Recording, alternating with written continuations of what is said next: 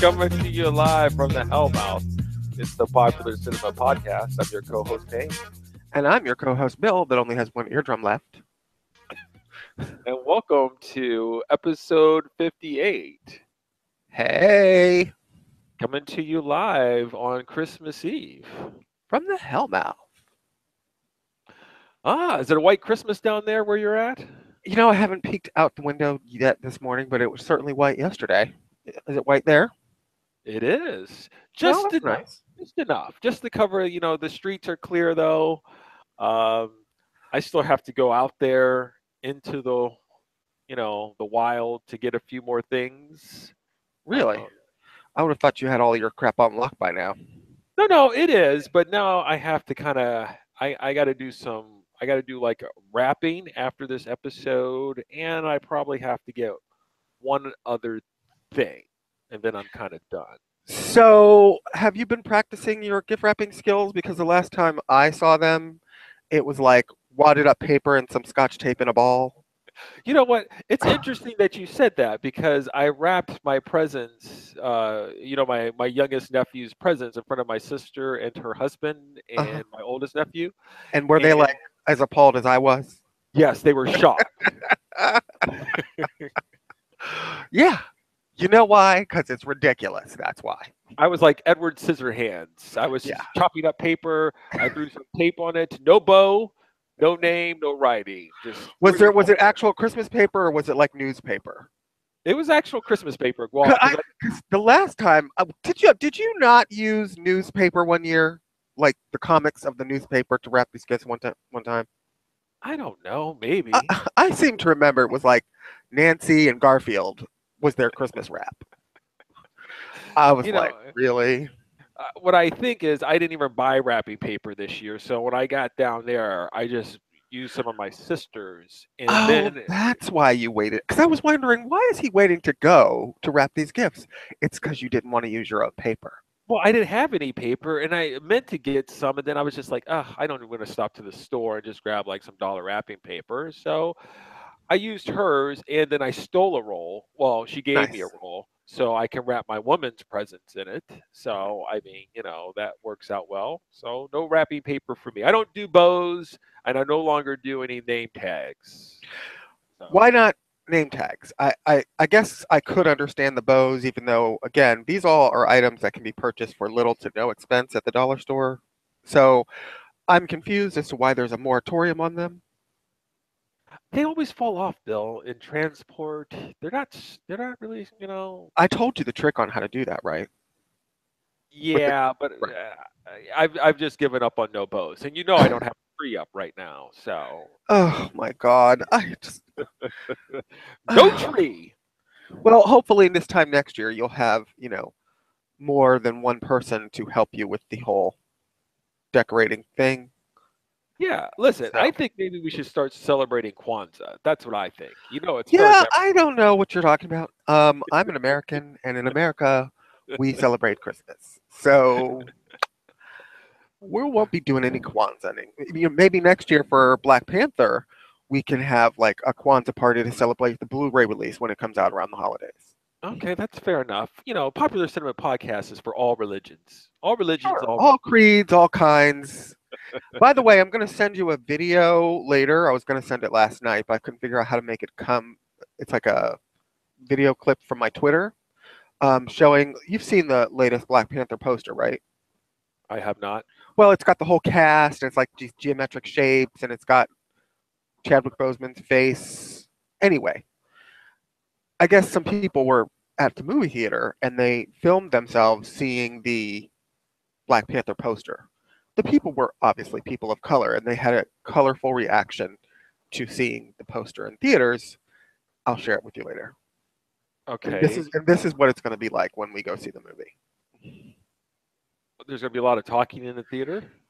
There's going to be a lot of zealousness and excitement that people who've not felt represented well, perhaps, in certain I'm like the Queen of England with my movie viewing. I prefer silence and no interaction. I understand. This is why I'm telling you. You're going to have to prepare yourself mentally for perhaps a little bit more zealousness from the audience that you're used to. that you're not used to. We saw, of course, we're a little bit delayed with our last Jedi review, which we'll be getting Sure. into, but we went and saw the movie twice, and we saw it once over at the AMC Westwood, which is our preferred movie destination up here in the Hellmouth.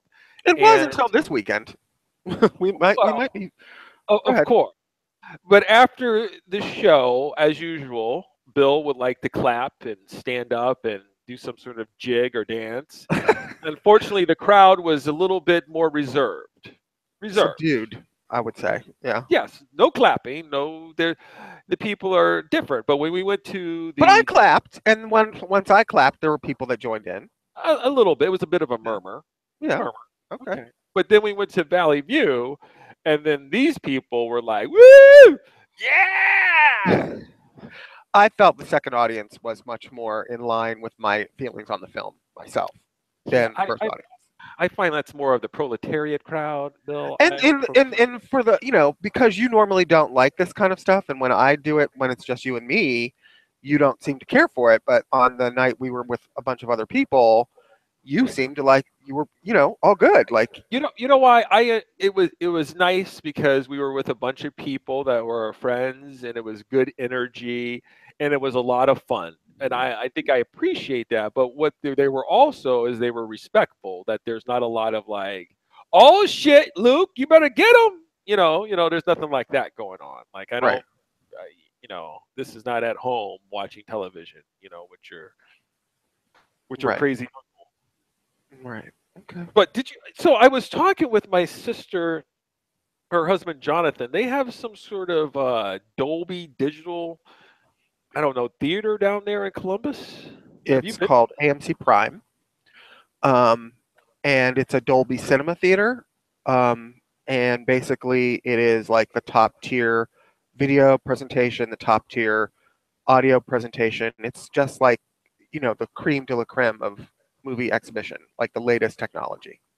Not involving Yeah, 3D, not involving IMAX, but yeah, it's at Easton.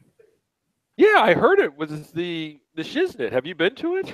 I have not. I have yet to see a movie that was out. I might go see Last Jedi again in that environment.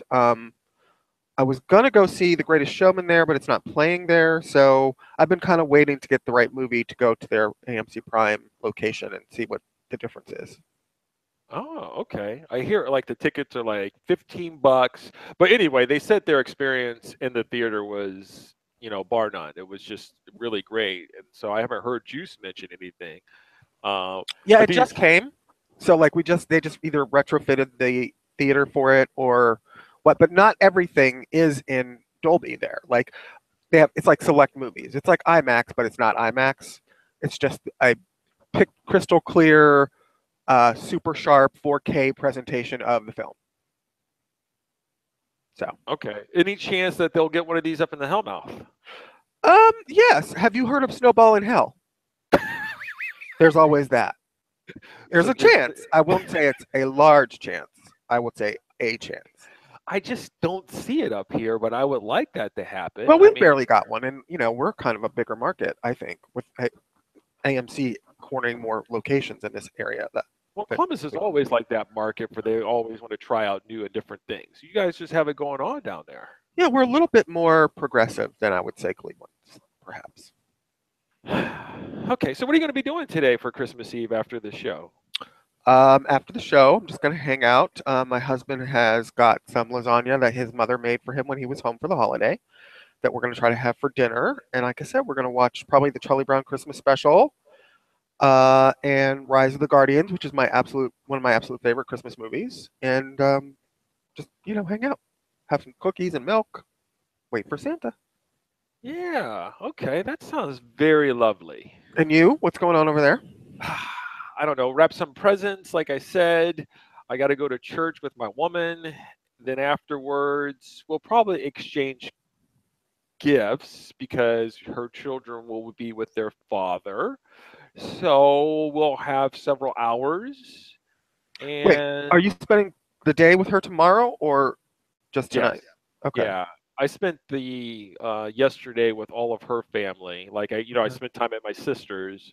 Right. And then after that, I went to spend time at our families, which actually was a good spread. I was kind of worried that there was just going to be like some sort of just quiche or some sort of just like like what are these? Are these cookies? Are these chocolate chip cookies? And they say no, no, yes, no. They go yes, it's cookies, but it's sauerkraut cookies. It's chocolate chip. Sauerkraut cookies.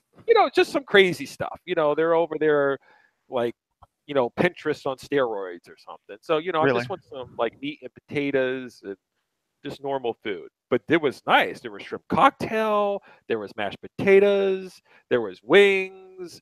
There was my woman made some pepperoni rolls, some meatball sandwiches. Well, it sounds Oh, delish. it was delish.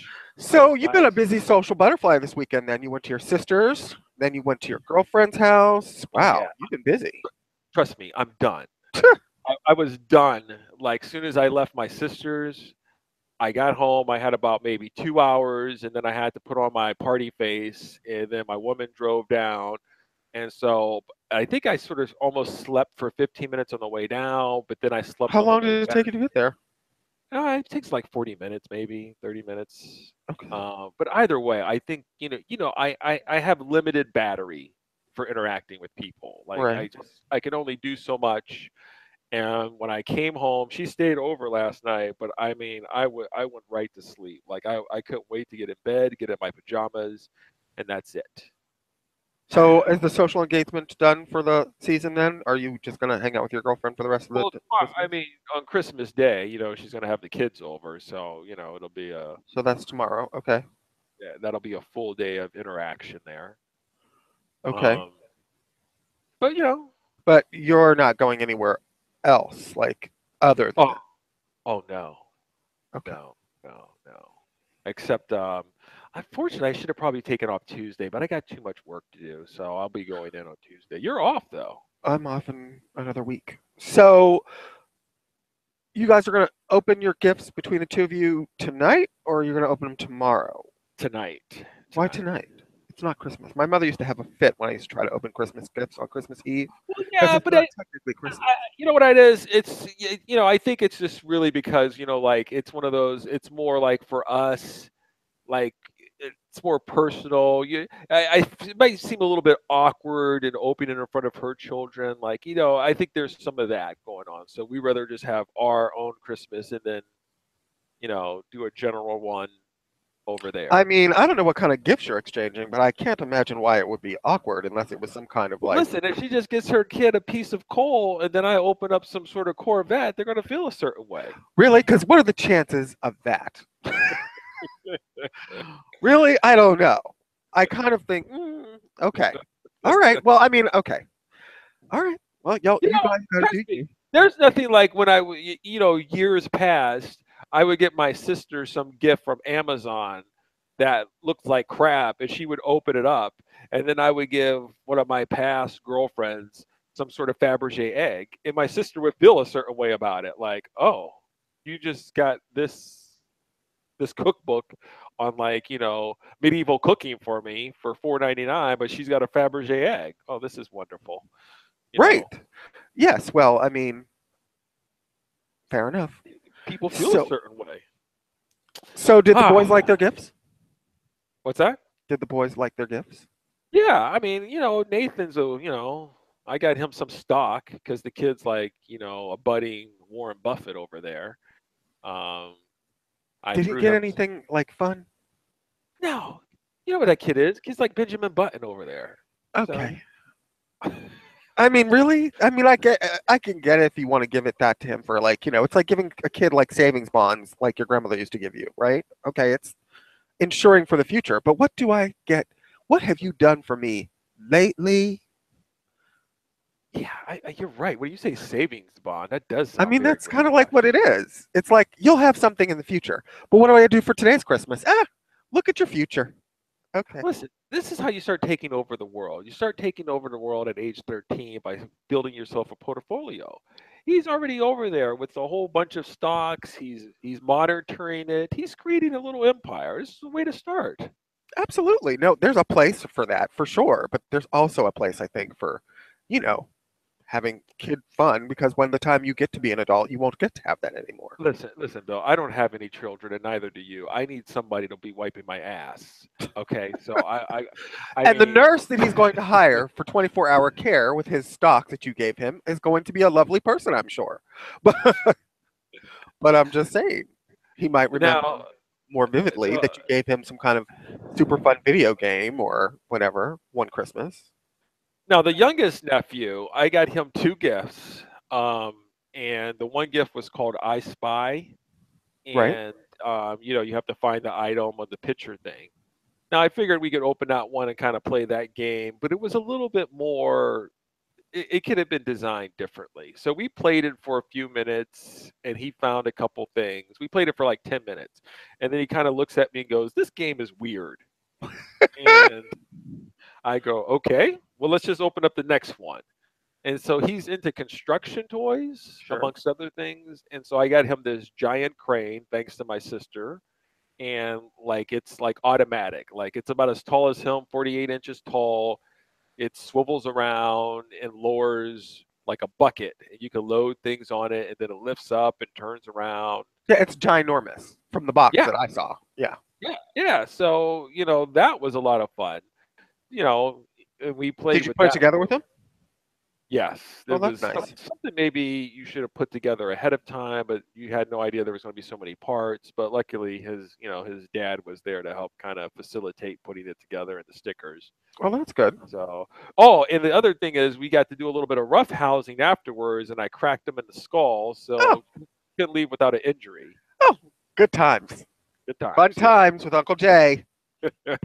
I felt really bad because luckily it was right in front of his parents, so it wasn't like one of those things like they just ran around a corner and he's just like holding his head. They saw it happen, and he had a little bit of like a rug burn on his forehead, and Lovely. Hope Children's Services doesn't decide to drop by. I actually got kind of scared because he ended up like wanting to throw up, so I wasn't sure if I like broke Gave some him a concussion. brain. Yeah, and he wanted to throw Lovely. up, and then I think he shit and peed himself too.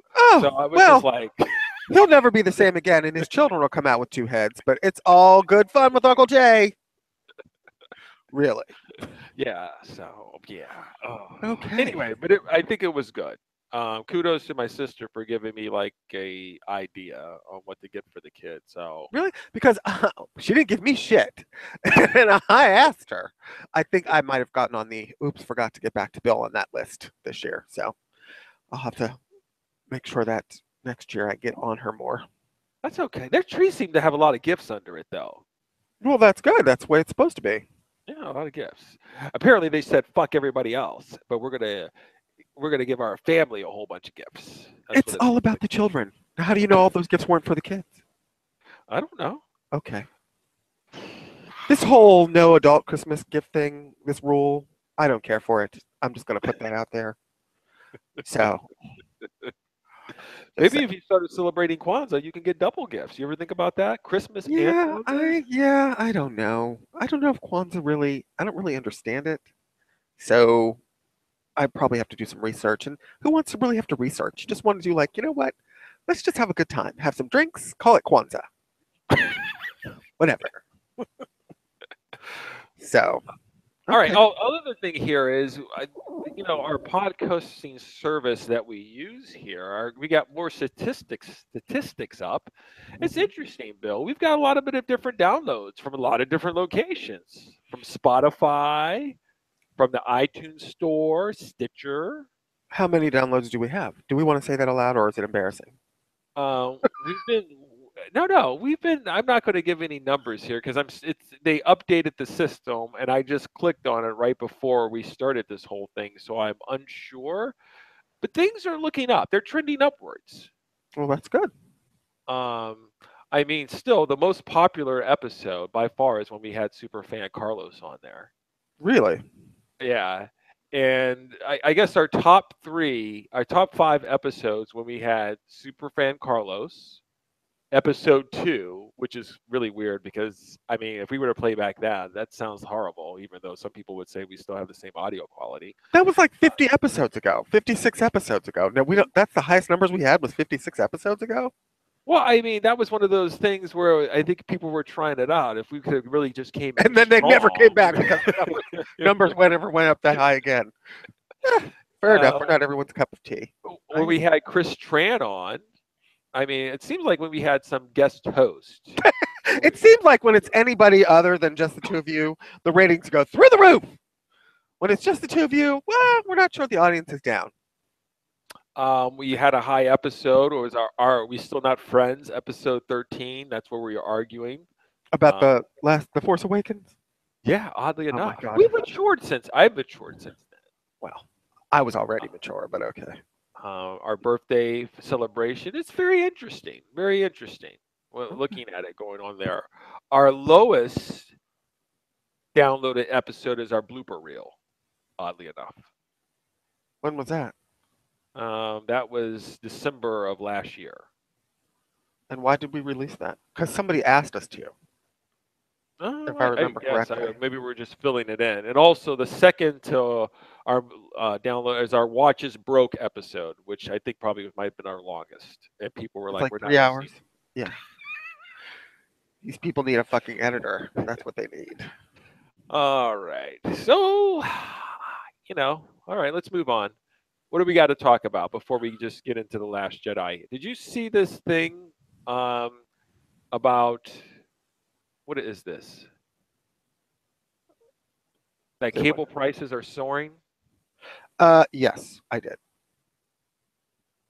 For the people out there who don't know, that cable and satellite is in a very bad place. And apparently they've decided that they're, instead of slashing prices or maybe improving things or doing something because they're losing customers, they decided that they're just going to raise prices. So apparently Dish, along with Cox, AT&T, and Comcast, they're going to be upping their stuff. I think Dish is going up about around 10% their price increase. Anyway. It's not going to affect you because you are on PlayStation Vue. Yep. And I think if anything, I may go jump around. Who knows? I'm waiting for you to cut the cord and jump around. Well, I really don't have any reason not to cut the cord anymore. I mean, most of the stuff we watch is on Hulu and Netflix. So, my husband was just like, when we got the cable bill cut down, he's pretty satisfied for right now until the next time they try to jump us up another $65, and then we'll probably have to deal with it. Eventually, we'll probably have to jump, but we're just not there yet. Okay. All right. Other thing here is the Cinemark. Cinemark is doing a movie club? Yeah, I guess it's to rival MoviePass. Now, listen, I looked into MoviePass for us as a thing, but because I think it's they had a sale going on. It was like for Costco members, you could buy a year's pass to MoviePass, and you could use it, for any movie as many times as you want. The problem with MoviePass is you can't reserve tickets in advance. So you have to pay for the ticket. You have to use it at the box office. You can't use it online. So I can't get my reserved seating? Correct. You can, but you'll have to go to the theater to get it. Oh, Bill, we're going for premium seating nowadays. Well, right. So this is a problem. This is why I didn't bring it up to you when I first read about it, because I felt like it isn't going to be useful for our particular situation. Oh, okay. Well, that's okay. Interesting. So apparently there was another article that said MoviePass tops 1 million subscribers. Right. I don't think they're profitable right now, but they're really kind of throwing I think they plan on selling the data to the people that are actually buying this to other companies like Amazon or whoever. Did you read that? I did not read that part. I did read that they got retail partners because it used to cost a lot more than $90. I think it was like $10 a month. It might be more than that. And people, I know it was like $50. It was $50 or something like a month, and nobody was buying it. So then they got all these retail partners, and then they got it all the way down to like $10 a month. And then, like I said, Costco was doing this thing where it's $90 a year. But again, if you can't reserve tickets, I don't see how that doesn't work for us. Yeah, it doesn't. I mean, it would be great if you could reserve them like you use a AMC gift card or a Fandango gift card or whatever, if they add that feature, that might be something for us to look at in the future. But not being able to reserve your tickets, fuck that. You know something? It's been so long since I've been to a movie where I just kind of like waited in line and then walked in a theater and then had to stand at the bottom of the steps and look up and try to find a spot Yeah, to no sit. one does that anymore, Jay. That's why no one's all over this fucking movie pass shit. Mm. No one does that. I mean, I don't know anybody that thinks they're going to go see a big blockbuster movie and just decides to do it like 2 minutes before the movie opens and or before they go to the movie theater. Okay. Maybe some people are a little bit more. Last moment, on the fly. What's the word I'm looking for? Very loose, very Yeah. loose. So, what's this news here? Disney's going to be doing some sort of streaming app to rule them all. Oh yeah, that's definitely going to be a big deal considering the Fox acquisition, which I don't even know if we talked about the last time we did this We have show. not.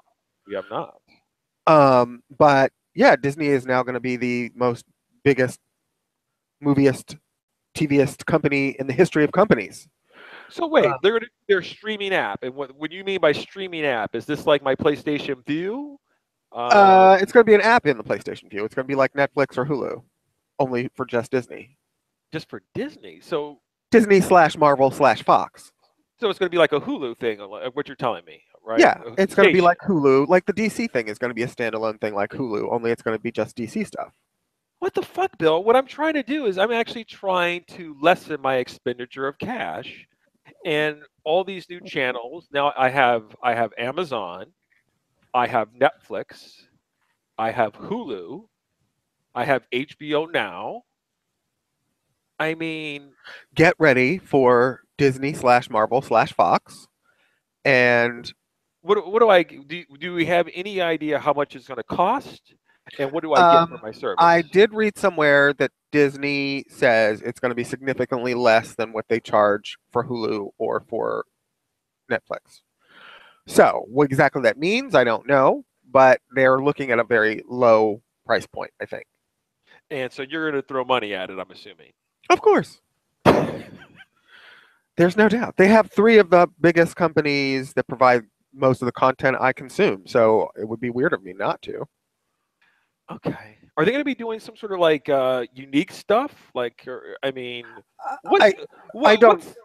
Go ahead. I think the idea is obviously all of the Disney movies that are available on Netflix and stuff are going to get pulled from that deal and brought over to the Disney streaming app. I'm sure all the Pixar movies will be on the Disney streaming app, all the Disney shows. The difference is that Fox is going to maintain its television network independently of the deal. So Disney doesn't own Fox Network. So all that stuff on Fox stays on Fox. But I assume they can get now all of the X-Men movies in. They can get the Fantastic Fours in. Just as the movies that were already done, that will be offered, on their channel. I think all of the content that these companies produce is probably going to end up on this area. This is kind of an interesting time here. What you have is like you have like the cable companies, whatever you want to call it, Uverse or Comcast. They had all these channels and access to um, programming, and now everybody's breaking off into their own section. Like their companies are going, you know what, we're going to bring all our movies, our product, our intellectual property, whatever you want to call it, we're bringing it in-house and we're going to create our own app. So if you want to access to our stuff, either you buy it, whatever a disc, or you can watch it on our special app for $8.99 a month, Right. $5.99 a month. Right. How many channels do you think you'll need to? So everybody's just going to be just picking and choosing what they want. Pretty much. I mean, that's what it's going to now. What's going to happen is it's all going to end up costing the same amount of money as cable was before they ever started all this shit. It's just going to be going different companies instead of just one place. Because between the time you pay for Hulu and the Disney app and the Marvel app and the Star Wars app and the DC channel and Netflix and fucking whatever else they come up with, you're going to probably end up paying the same amount of money you were paying cable in the first place. Do we really need to buy the DC channel? Oh yeah, I want to see Teen Titans for sure. I mean, didn't we try to watch what was that PlayStation TV show that you said looked like it Powers. was Powers that was made for 10 cents? Yeah, and it looked like it. Yeah. I had high hopes for that. Now listen, if they have one show on the DC channel that I, try and don't like, because it's 50-50 with these Greg Berlanti properties for me, then I'll cut their asses off in a heartbeat. But, I mean, as it is now, I do pay for a lot of shit. CBS All Access we have, Hulu. I don't know if I necessarily want, of course, Netflix, we have a special situation worked out between you and me. But Amazon, What special situation is that? The one where you don't pay for a service that offers goods? yeah, that's the situation. That's Okay, all right. Anyway, you kind of alluded to the fact that Disney bought, what was it? What did they buy? Fox? Yes. For what about $52 billion? Yeah, something like that. Lots and lots and lots and lots and lots of money. I mean, so what does that mean for the Joe and Jane public? Well, it won't mean anything for about a year to 18 months because that's how long it's going to take to get federal approval for them to actually combine the companies. I just read that this morning. And all those regulations and whatnot, it's going to take about a year and a half. After that, I mean, I think the unfortunate part about it is that there's probably going to be a lot of downsizing going on because there's a lot of these companies are pretty much the same on certain aspects of their operations. So I heard between 2,000 and 5,000 people will probably lose jobs because there's overlap and they'll be combining positions and things. So for those people, that kind of sucks. As far as consumers, though, I think I hate to sound like super shallow about it, but I'm excited about the freaking X-Men coming into the Marvel Cinematic Universe. I'm excited about the Fantastic Four coming back to the Marvel Cinematic Universe. Other companies have tried it. Other companies have made it successful to some degree and unsuccessful to others. But as we know right now, Marvel's on an unprecedented kind of career swing where everything they touch turns to gold. I'd love to see a new version of the X-Men. I mean, I love my version of the X-Men that came out with the Bryan Singer universe, but we're 7 or 8 films into it now, and at a certain point, it probably could use a refresh. And putting them standing up next to the Avengers and the Guardians of the Galaxy I'm sorry, but it does sound exciting to me. So, Hugh Jackman has already retired from the part. That was a perfect time for him to step down. All of this sort of seems to be happening synergistically, where the timing seems right. So, for me, the most exciting thing is that, the comic book movies can all be in an even bigger universe. Okay. Now all we need is for Marvel to buy DC and turn their fortunes around. So if you're happy with what the Mouse House does, then you should be ecstatic about this. If you're worried about somehow Disney sitting there putting their "It's a Small World After All" spin on shit, then you might not be as ecstatic. They have come out and said now for people who are, like, for example, R-rated fans of Deadpool, they have said they're going to maintain the status quo with stuff like that. Now, there probably won't be a tremendous amount of other R-rated films brought into like the fold, but they've promised, and I believe them based on how they've run their other companies that they've acquired, that they're going to be hands off as far as but the Deadpool rated R thing doesn't mean a lot to me personally. I know it means a lot to some people who feel like it gives it a little bit more of a fresh spin, whatever. So I would not look for Deadpool to be Disney-fied. They know what's made them money. They know why it's made them money. They're not about to try to make less money. That's not their business. Okay, but they still have a reputation, a shine to have. You can't really have one of your superhero characters getting pegged or masturbating off to a unicorn. That doesn't. Yeah, I don't particularly expect I'll see like the big Disney logo with the castle in the front of Deadpool. I expect that probably won't be something that I'll see. That'll be interesting. That'll be something I look for. I'll be looking for them to keep their distance from that. Yeah. You know, what's they gonna do? Put the logo with the castle and then have like Deadpool sitting on it like a butt plug and be like waving at the screen, hey, and then flipping off Disney. Yeah, it's not gonna happen. Okay. So So yeah. I'm looking at an article here that I'm sure you've seen these. It's that time of year where they do like I'm looking at the top 10 movie bust of the year. Okay. I guess the lowest grossing films of the year, if you will. A Right. Cure for Wellness apparently cost 40 million and made $8 million. Okay.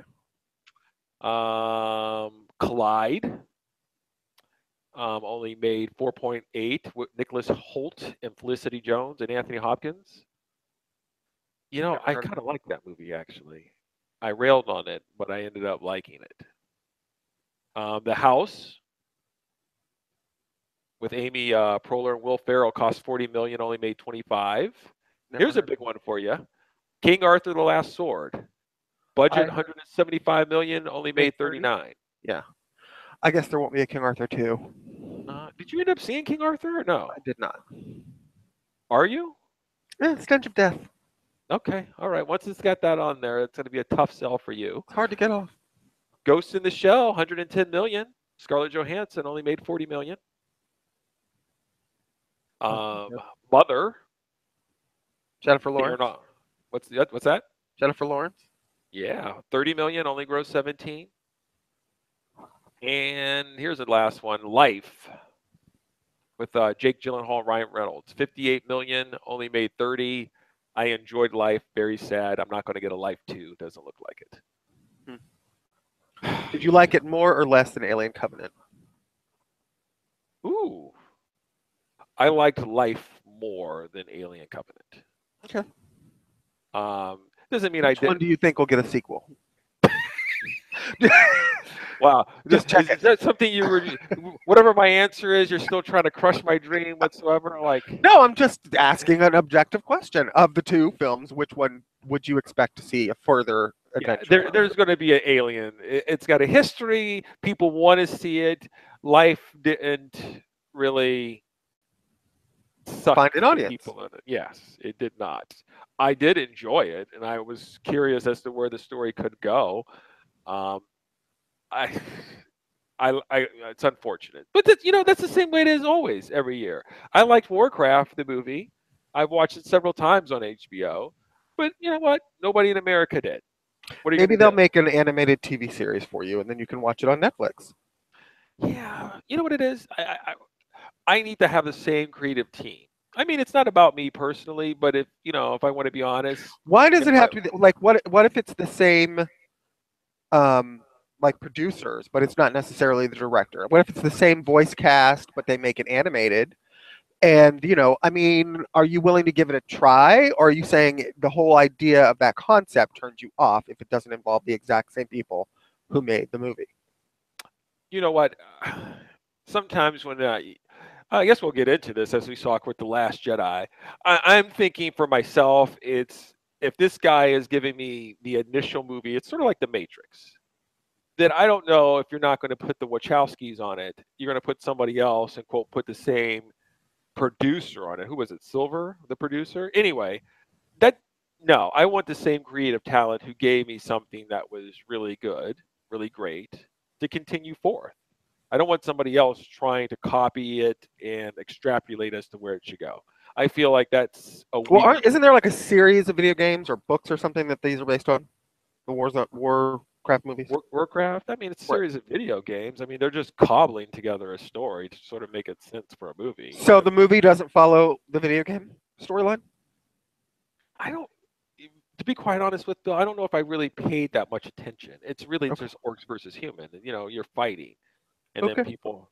I don't know if it's as really that complicated. I think it's grown that, but when I started playing it, probably back in 2000, it's just really like here's a task: destroy the orcs or destroy the humans. They try to give you some names and give it some sort of background, but I don't know if I really paid that much attention to it. I don't think it was designed for that. I'm just saying if there was like some kind of template based on Sure. the video game storyline that was Some sort of lore, like a map for them to follow for the movies. Maybe that would make it easier for them yeah. to sort of continue the story without the same exact people involved. But I think the story that I got was not part of any type of book, and so or I game. think yeah, I think they created it. It just seemed like it was filmed in a way that it was unapologetic. Like it seemed different to me. I can't remember the name of the director. I think Right. it's, but it was something different. But anyway, we can move on. It's somebody's son, somebody famous's son. Oh, I can't remember who it is though. well, that's a tough start. All right, Bill, do you have anything to discuss before we get into The Last Jedi? I almost feel like we punish the people who are like this. I don't want to hear this shit. Can we just get to The Last Jedi review? um, sure. We should probably cover the fact that early box office tracking is suggesting that Black Panther is going to beat Justice League's opening weekend. That's interesting. We'll Get see out where of the tracking. town. We'll see where the tracking goes. I mean, the Justice League's tracking was way higher when it was tracked in early too. So People are going to go see Black Panther?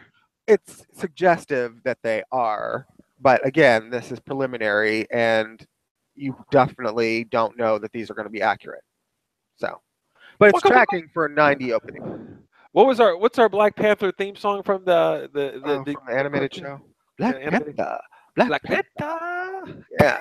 So I mean, I'm a little surprised at these numbers in one hand because I don't know if it really holds the appeal to the mass audience. By that I mean white people.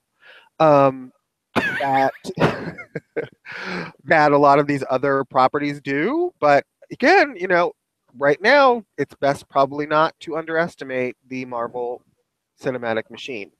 So You know what?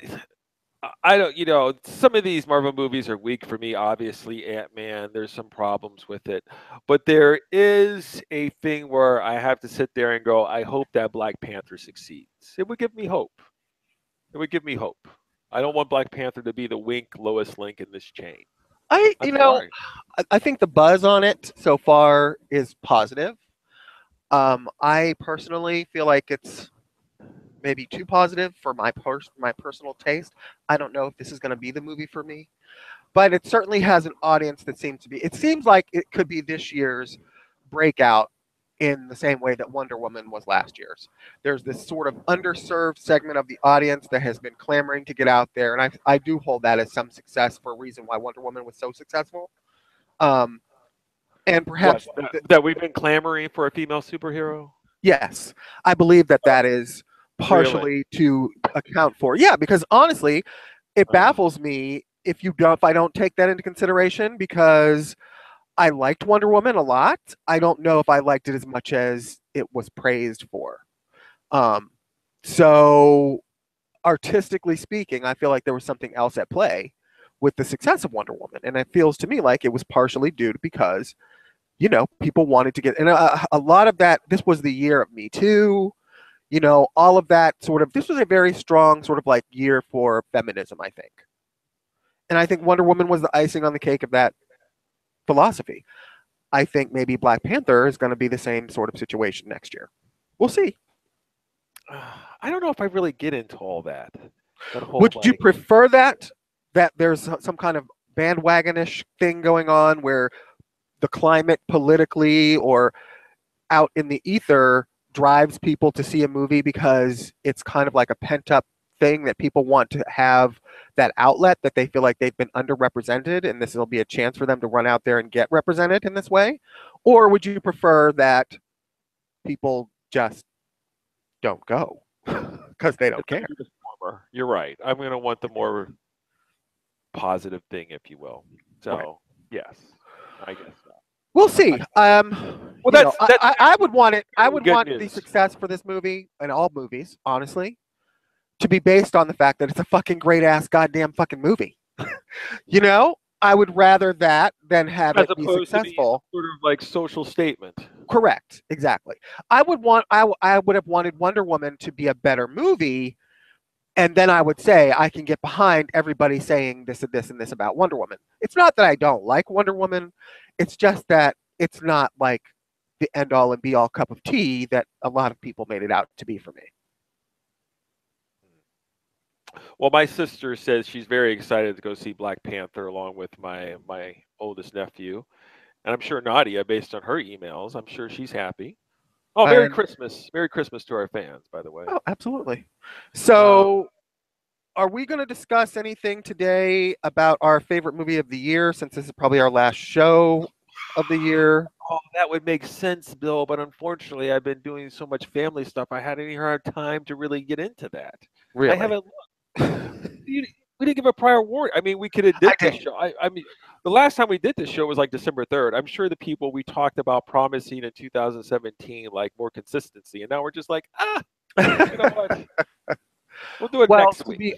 to be fair, I wasn't super feeling wonderful like last time I was up. So, people get sick. Shit happens. Um, Yeah. but I No, do having I don't have my movie. I okay. mean, if you wanted to tell me what yours is, um, I would welcome to hear it, but I Okay. don't have a response Do we want to for. get into that after we get through the Force Awakens business, like the last thing, or do we want to cover that now beforehand? Well, you mean The Last Jedi? So, yes, about that. Yeah, let's get into The Last Jedi, and then we'll Okay. conclude that. We can conclude The Last Jedi, and then you can give me Bill's unpopular opinion, and I also Okay. have an unpopular opinion.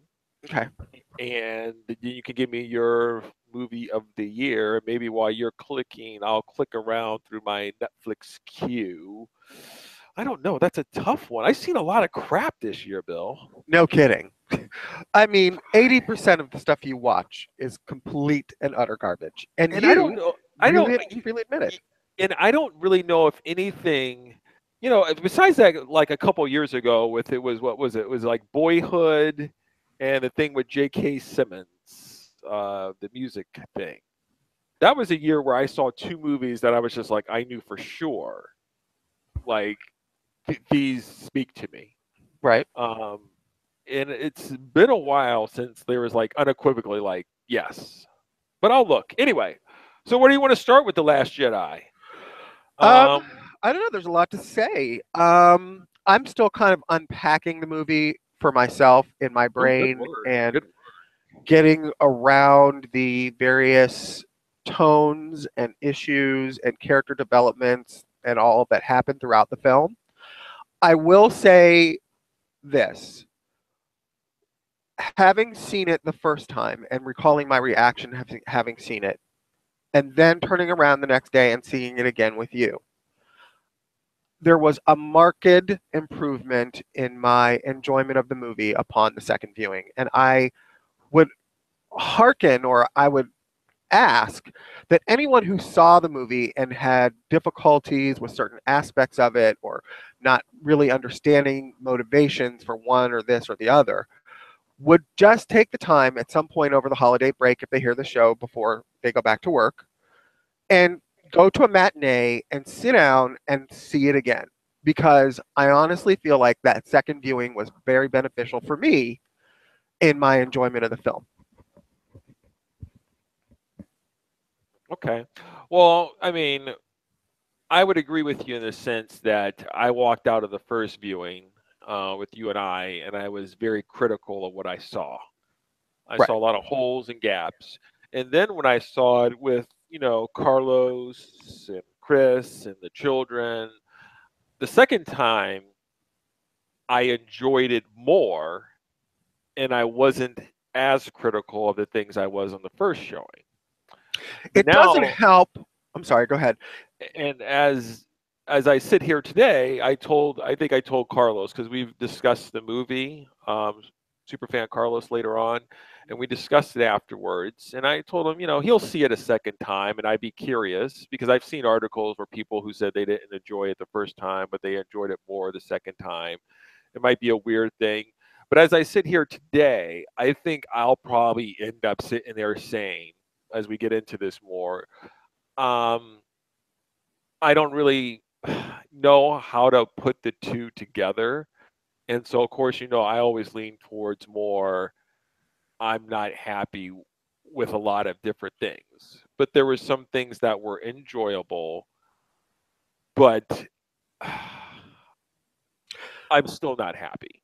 I think that's Okay. the way I'm going to end up going with it. I went from not being happy with certain aspects of it, and there are certain things about it I still don't think are the best or that keep it from being the best for me. So it's not going on the best list of anything for me right now. What do you mean Well, not the best list? it's not going on the top. So let's just get that out of the way. The Last Jedi is not my year's top movie. So when I get to that, you know what it's not going to Okay. be. Well, that's fine. Um, I think I know what your top movie is now. I bet you do. Okay. So in any case, however, the more I've gone on and read a lot of think pieces, and there's a lot of. I am actually kind of surprised at the amount of anger and vitriol and backlash that is going on amongst fans. I did not think that this movie was going to elicit this kind of response. I'm not surprised that it has because there are some things in there that I do understand people's frustrations with. Um, but it's to the point now, I almost think, where we're back to fracturing the fan base after the repair work that was done with The Force Awakens and from the prequels. That was the original fracturing of the original Star Wars fan base, and everybody sort of went to their own way. I like it, I don't like it, where before that everyone was of course in love with the Star Wars mythology. The prequels changed all of that. And one of the great things for me in The Force Awakens was that it seemed like a coming back together of the shattered pieces of the fan base from the prequels. And in that, for the most part, people were quite pleased with the themes and the characters and the direction of the story from The Force Awakens. Now I honestly feel like, and having read a lot of stuff on Twitter and everything this week, we are back to fracturing the fan base again. And I feel a certain way about it. I feel frustrated about it. I feel like I can't believe we're back here this soon after The Force Awakens brought everybody back together. And now here we go again with everybody going their own way. Bill, it's an excellent point, and it seems this is the problem with, I think, the Star Wars, uh, with this whole contingent of fans, that they're all very passionate about it. What do you always say to me? It's some sort of thing that's like it's in the DNA, it's in the universe. This is something different than any regular run Right. of the mill type of film. This invokes so much. And so you're trying to hit all these steps. It's not like you're just doing some other movie and hope that people go see. It's just like these people will call you out on something. And after The Force Awakens, everybody was back on board and like, this is great. This is fresh. We're happy with it. And now you're back to The Last Jedi where the people are just like, I don't know. I've seen them call for Ryan Johnson's head, Right. you know. You heard about the petition that some fan started that wants Right. to remove it from canon and redo the whole movie. Yes, I've seen it.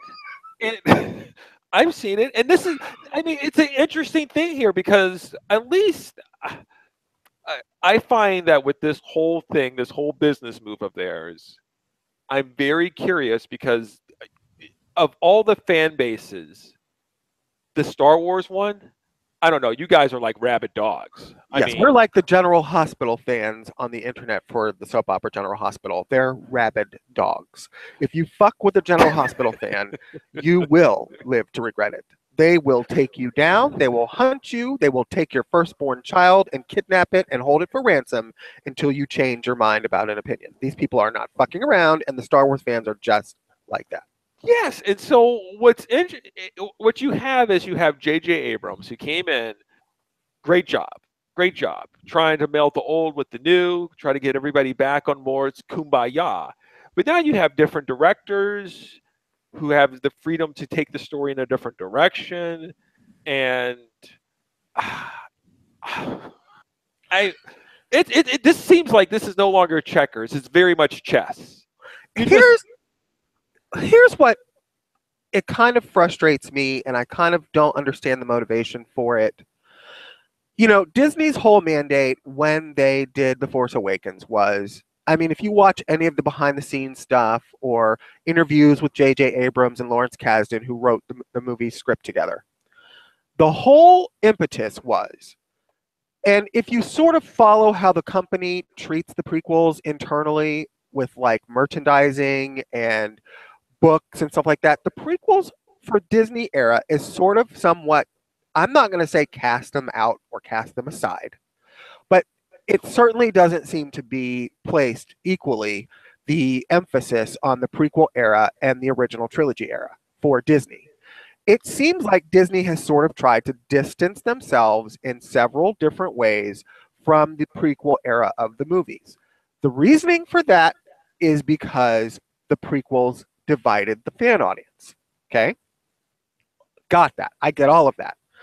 But what I don't understand then, if you're going to do a movie like The Force Awakens and you're going to bring all of the elements, like what J.J. Abrams said, that all of the things that made us have joy as a child when we first saw the original Star Wars, that's what we want to bring to The Force Awakens.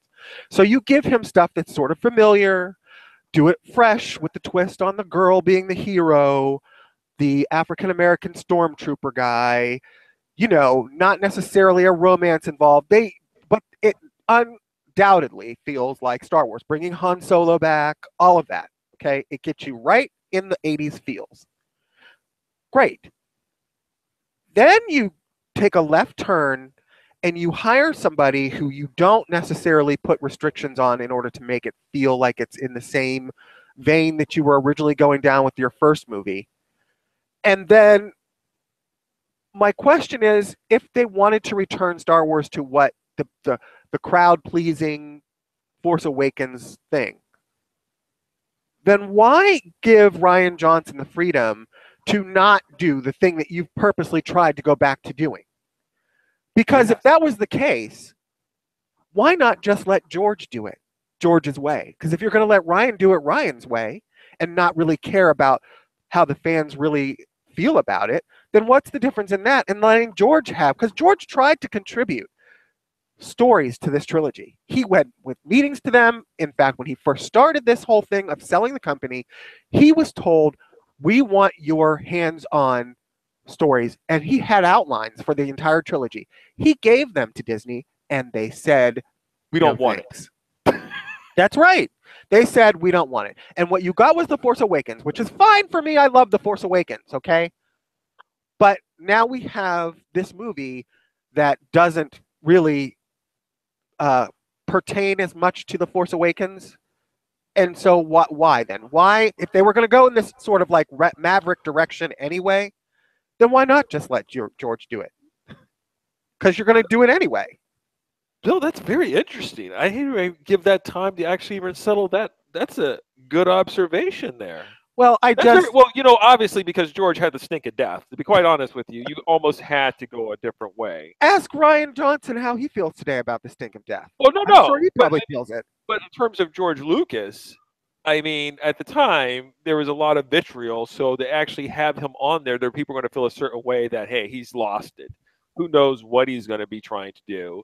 And so therefore, you almost have to. I mean, if you could have kept his stories and then somehow kept it under wraps that he was heavily involved, you can like kind of salvage that. I think there was sort of like a reputation that was stained with that a little bit.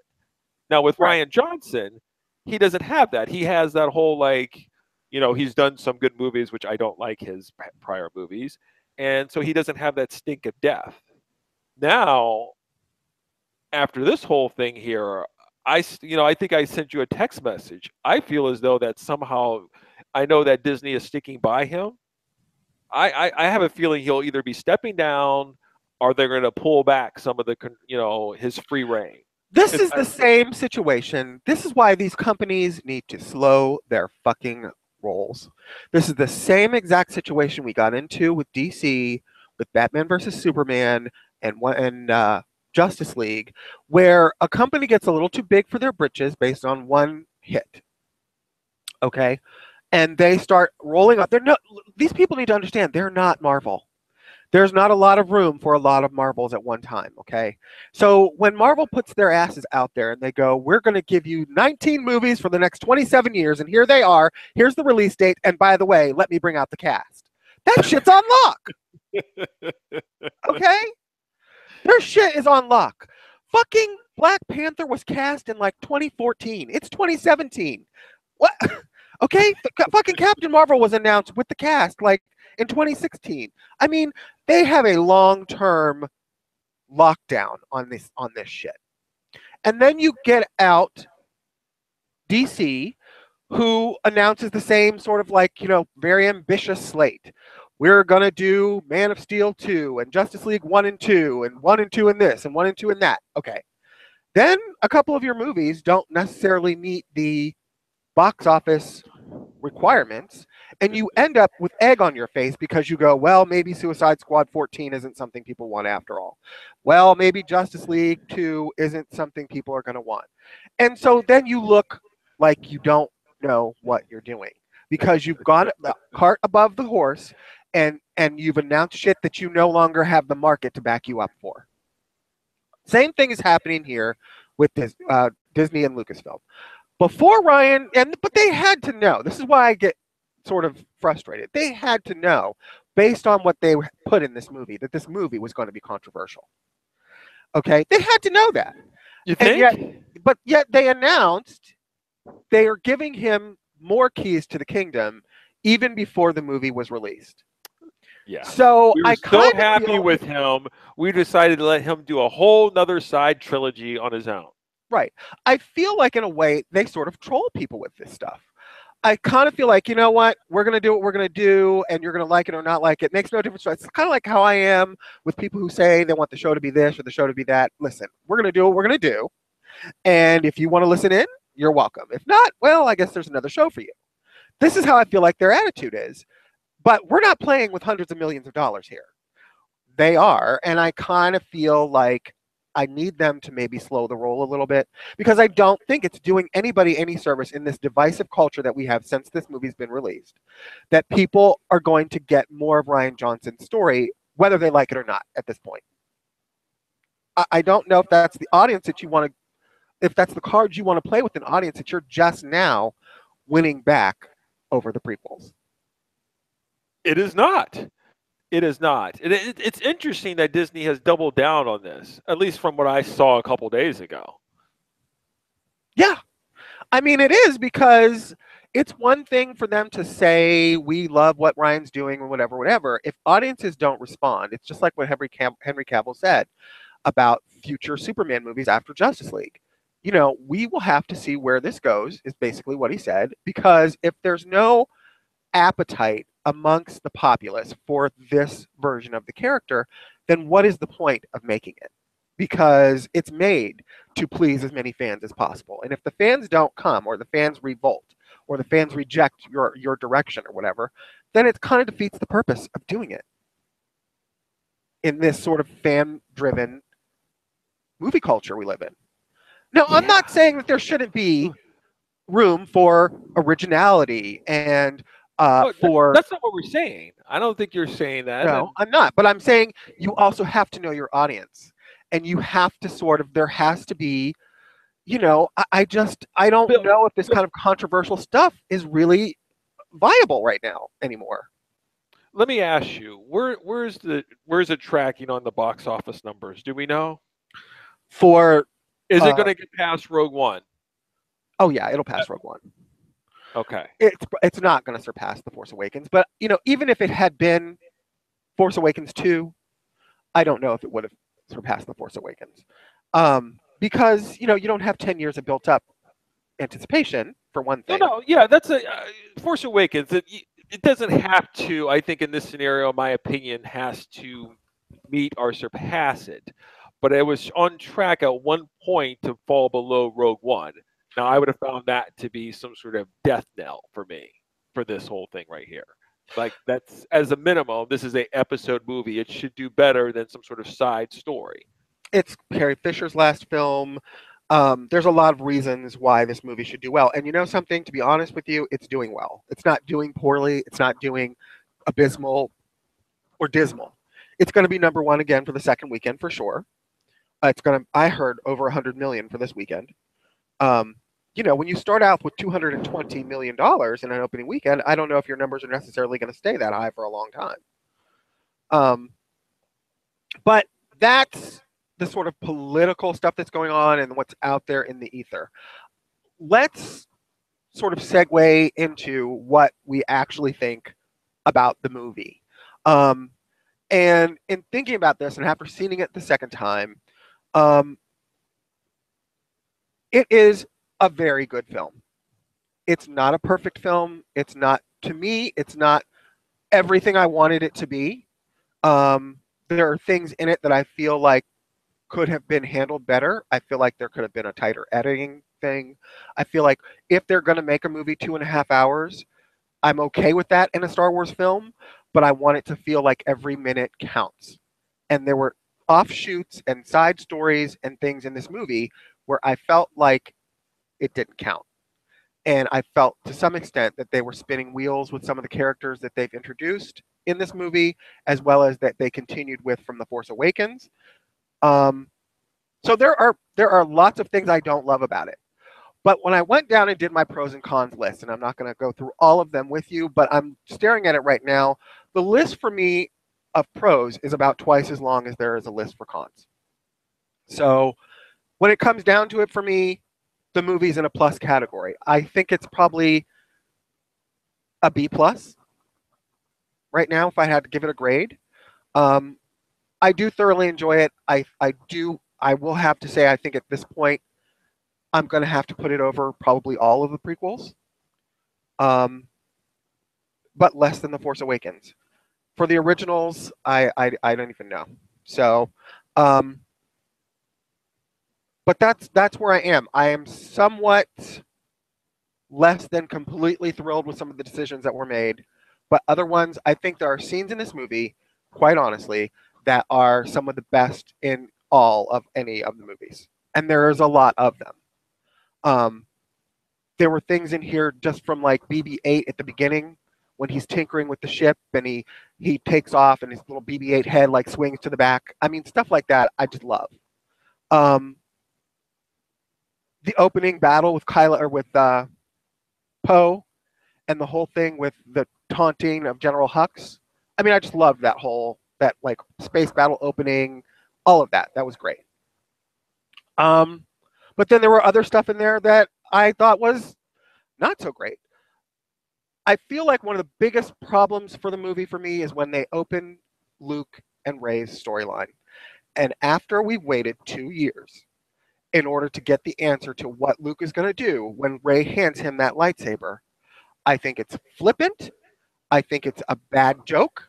I don't think it seems like a Saturday Night Live skit other than an actual dramatic development that would happen in that moment when Luke takes that lightsaber from her and throws it over his shoulder like it's nothing. That, to me, is a spit in the face of everybody who wanted to see the end of The Force Awakens. And I don't know why it was necessary. Okay. We wait 2 years on the edge of our seats, probably the biggest cliffhanger in all of Star Wars, and he just throws it over his shoulder like it's nothing. That felt to me like too much. That was like just too much. So that's, those are the couple of things that stuck out to me. I've got plenty more, but I don't want to keep rambling on. Well, how do you feel about the movie itself? Things that stood out to you that you liked, or things that stood out to you that you didn't like? This is where I'm at with this whole thing. At one point, I was laughing and sitting there going, J.J. Abrams, bit of a Steven Spielberg wannabe, and now I want J.J. Abrams to come back. And I'm looking at the direction of Rian Johnson for me, that there's certain scenes that are just very, very cool. I mean, and I'm going to start off with some positives.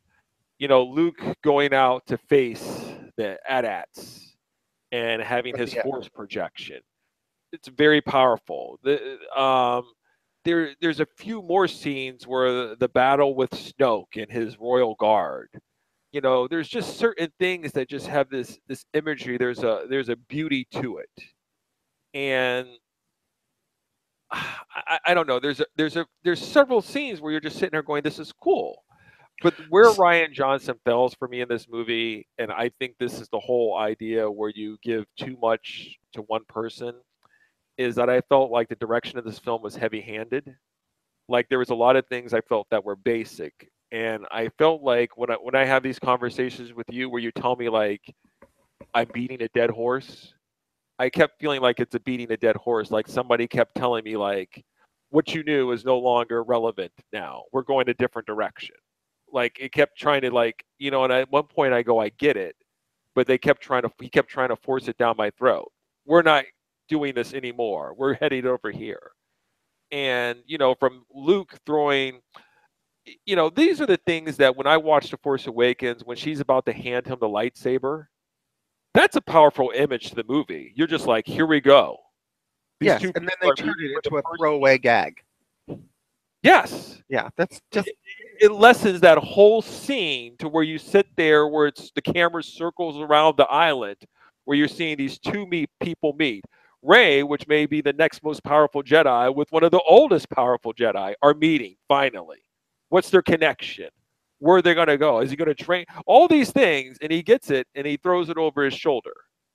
And I sit there and I go, it feels disrespectful to me to a degree. it does. I mean, I mean, at some sense, I'll sit there and laugh with you how like, oh, Bill, this is over dramatic. But that's the time to be dramatic at that point. Some sort of wisdom, or I sensed you were coming, or I was sent here. I don't know. But throwing it Because you over know the what it shoulder. does? It takes a character that you love, that's beloved, the most central character to the entire mythology that you've watched grow over 3 films and haven't seen in 30 years. It takes him and in that moment turns him into a complete fucking asshole. I mean, just for that moment, that's just a shitty fucking assholish thing to do. I mean, even if he would have just laid it down on the ground and been like, I don't ever want to touch one of these again and walked away, it would have been better than being so callous to throw it over your shoulder and just walk away from the bitch who came, fucking went through fucking battles trying to, get her life taken away from her to get that fucking map to find you, and you're just like, oh, piss on you. I mean, it's just a shitty character It's a move. shitty move. It's a shitty Yeah. move.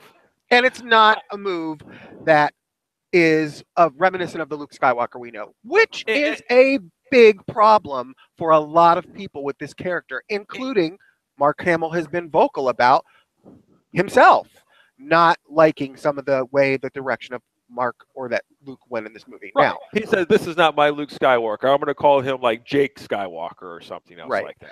Well, I was able to find an additional interview with him that adds into that quote and maybe puts it a little bit more into context.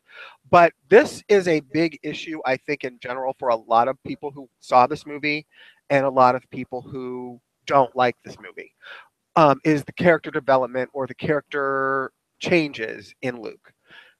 I'm going to go on record and say, for myself, it is not a problem for me for the rest of the film. In that scene, don't love it. For the rest of the movie, though, I do feel like Luke's development is okay for me to see in this movie because I'm going to say, Jay, sometimes when you get to be a certain age and life isn't what you thought it was going to be, and certain things have happened in your life to make you bitter or angry or sad or resentful or whatever. Shit happens. People die. You know, people change. He doesn't necessarily have to be the Luke Skywalker I remember from Return of the Jedi. And I don't think it's out of character for someone who's had trauma in his life to the extent that Luke has had to say at some point, you know what, fuck it. I'm just picking up my shit and moving out into the fucking woods. I want to do that sometimes in my own life. I mean, Trump is the president. Every day I wake up, I go, I just want to pick up my shit sometimes and get the fuck out of Dodge. Okay? I don't want to fucking talk. I don't want to call. I don't want anything to do with this world. I want out. I get that. I get that as a 47-year-old man. Sometimes you just run out of fucks. You know, Bill, for me, I hear what you're saying, and I actually don't have a problem throughout the way that Luke acted. Like, I can sit there and rationalize that maybe he's like given up. This whole like, our Luke would never give up. You know, he would always want to be there in the battle or whatever else. All those things I can understand. Like, I can go with your characterization of like, yeah, I've had enough of fighting. Things didn't work out for me.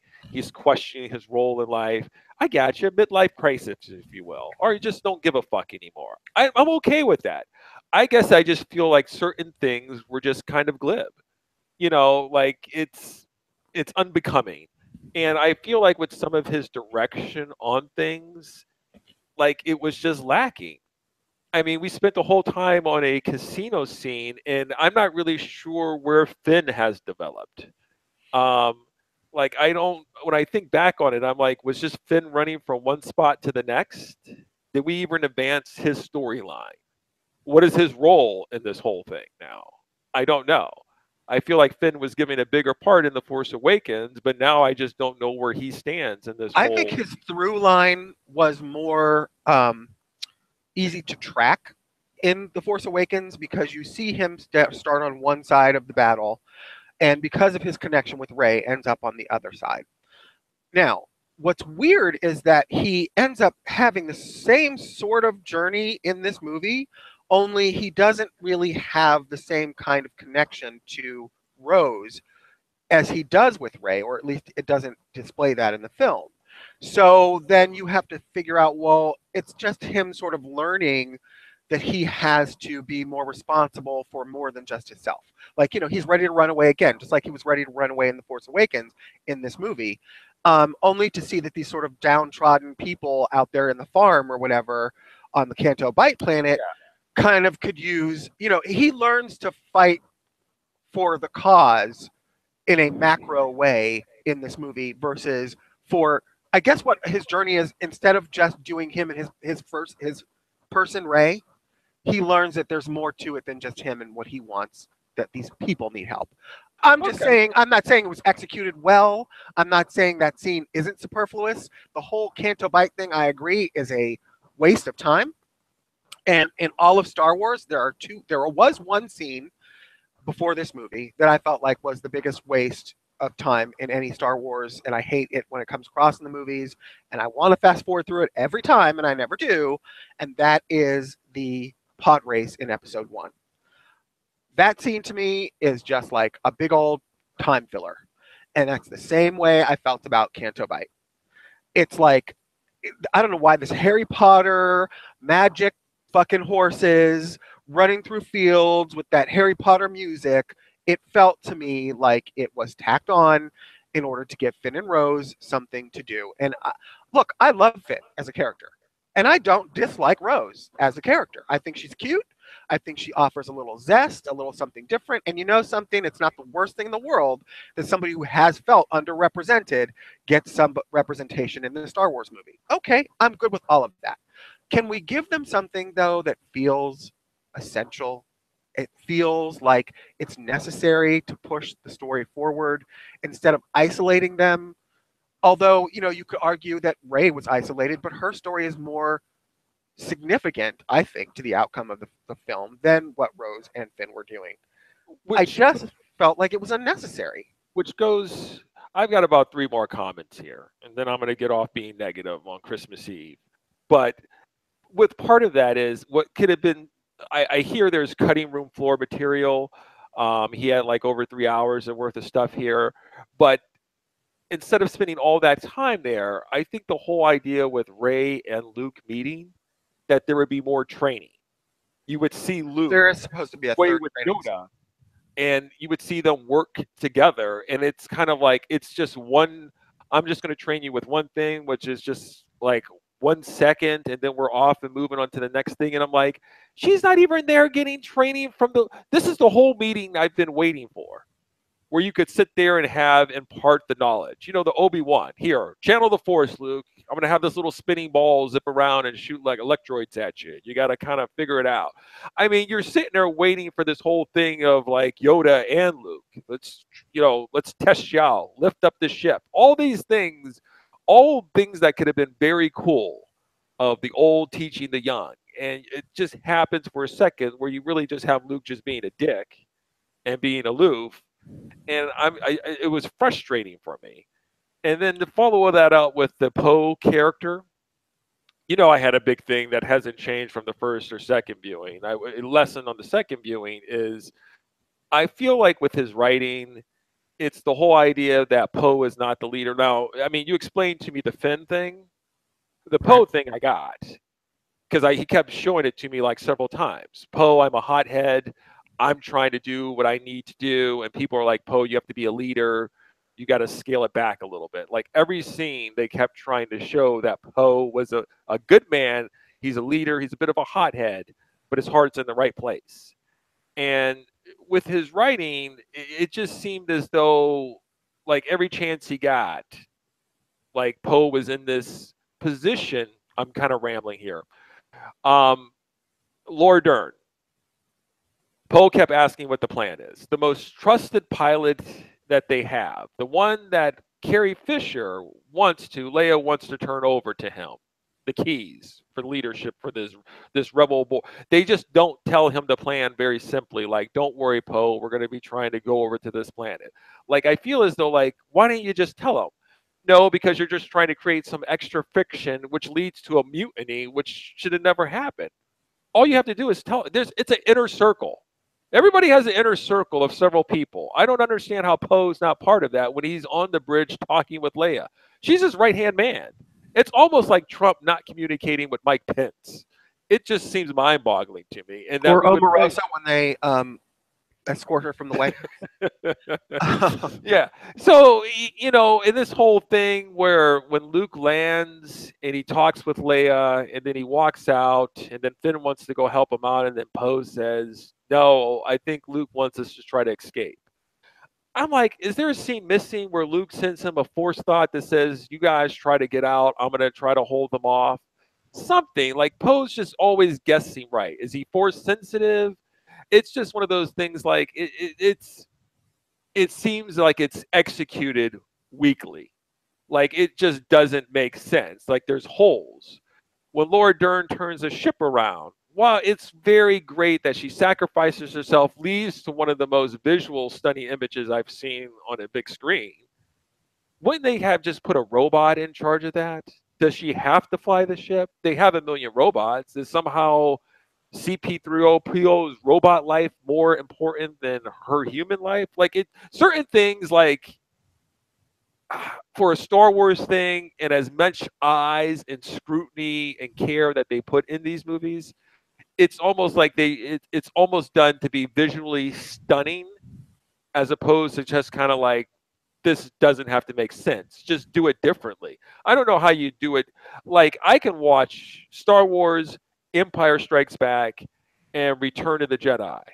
And I don't sit there and I question like, well, how come Han didn't just use his one like missile to shoot the ship? I don't question any of that. This whole film with The Last Jedi, I feel as though that just doesn't make any sense. If you have a ship that can destroy, like can shoot through a destroyer or a dreadnought, well then why weren't you just doing that before? Just grab another ship and just shoot it through at light speed at it.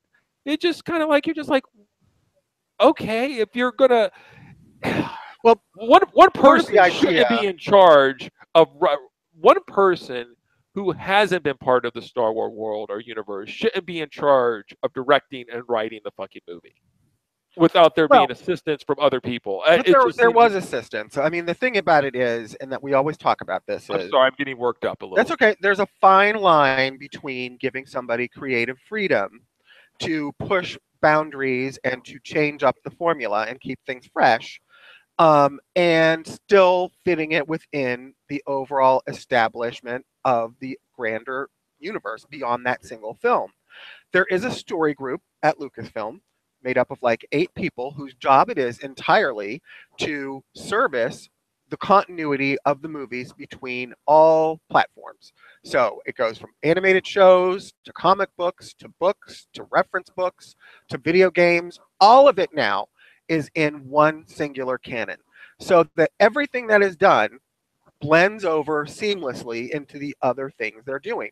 So Rian Johnson did have approval, is what I'm trying to say, of the story group. They knew what he was doing. He consulted with them. He moved to Marin, California, consulted with them, week after week while he was working on the script, stayed at Skywalker Ranch. So they gave him, it was basically, I'm saying, story group approved in order to do all of this. So it wasn't like he was unsupervised, is all I'm saying. But given that, they did allow him, and he's made several interviews about this, that he was not told there was anything that he could not touch. He was not told that there's anything that he could not do in service of the story that he wanted to tell. So he was not held to be accountable to continuity necessarily with what happened in The Force Awakens. I'm not sure that worked for them on certain areas of this movie. But just to get back to Mark Hamill's quote really quickly, because we were talking about how he himself was frustrated with the portrayal of Luke. I did read an article yesterday that said, an interview that said, because I'm not hanging on, it's a challenging in a way that pushed me out of my comfort zone, is what Mark Hamill said about playing Luke. But that's because I'm hanging on to the past, hanging on to the Luke from the original trilogies, and that's not where we are anymore. This is a new generation. It has to be the way they want to do it, not the way I want to do it. But to tell the truth, I really got on board. I listened. I'm frequently wrong.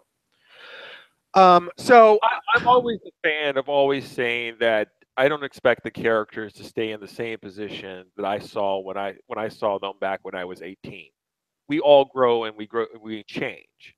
I would expect if you're going to be trying to like write some sort of opus that the characters would change. They might have different motivations. They may feel differently.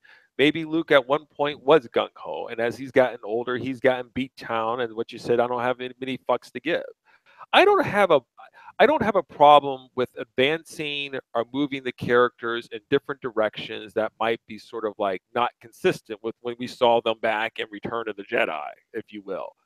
I don't have a problem with that, but I feel as though like this execution of how things were done by Rian were a little bit just basic and a little bit sloppy.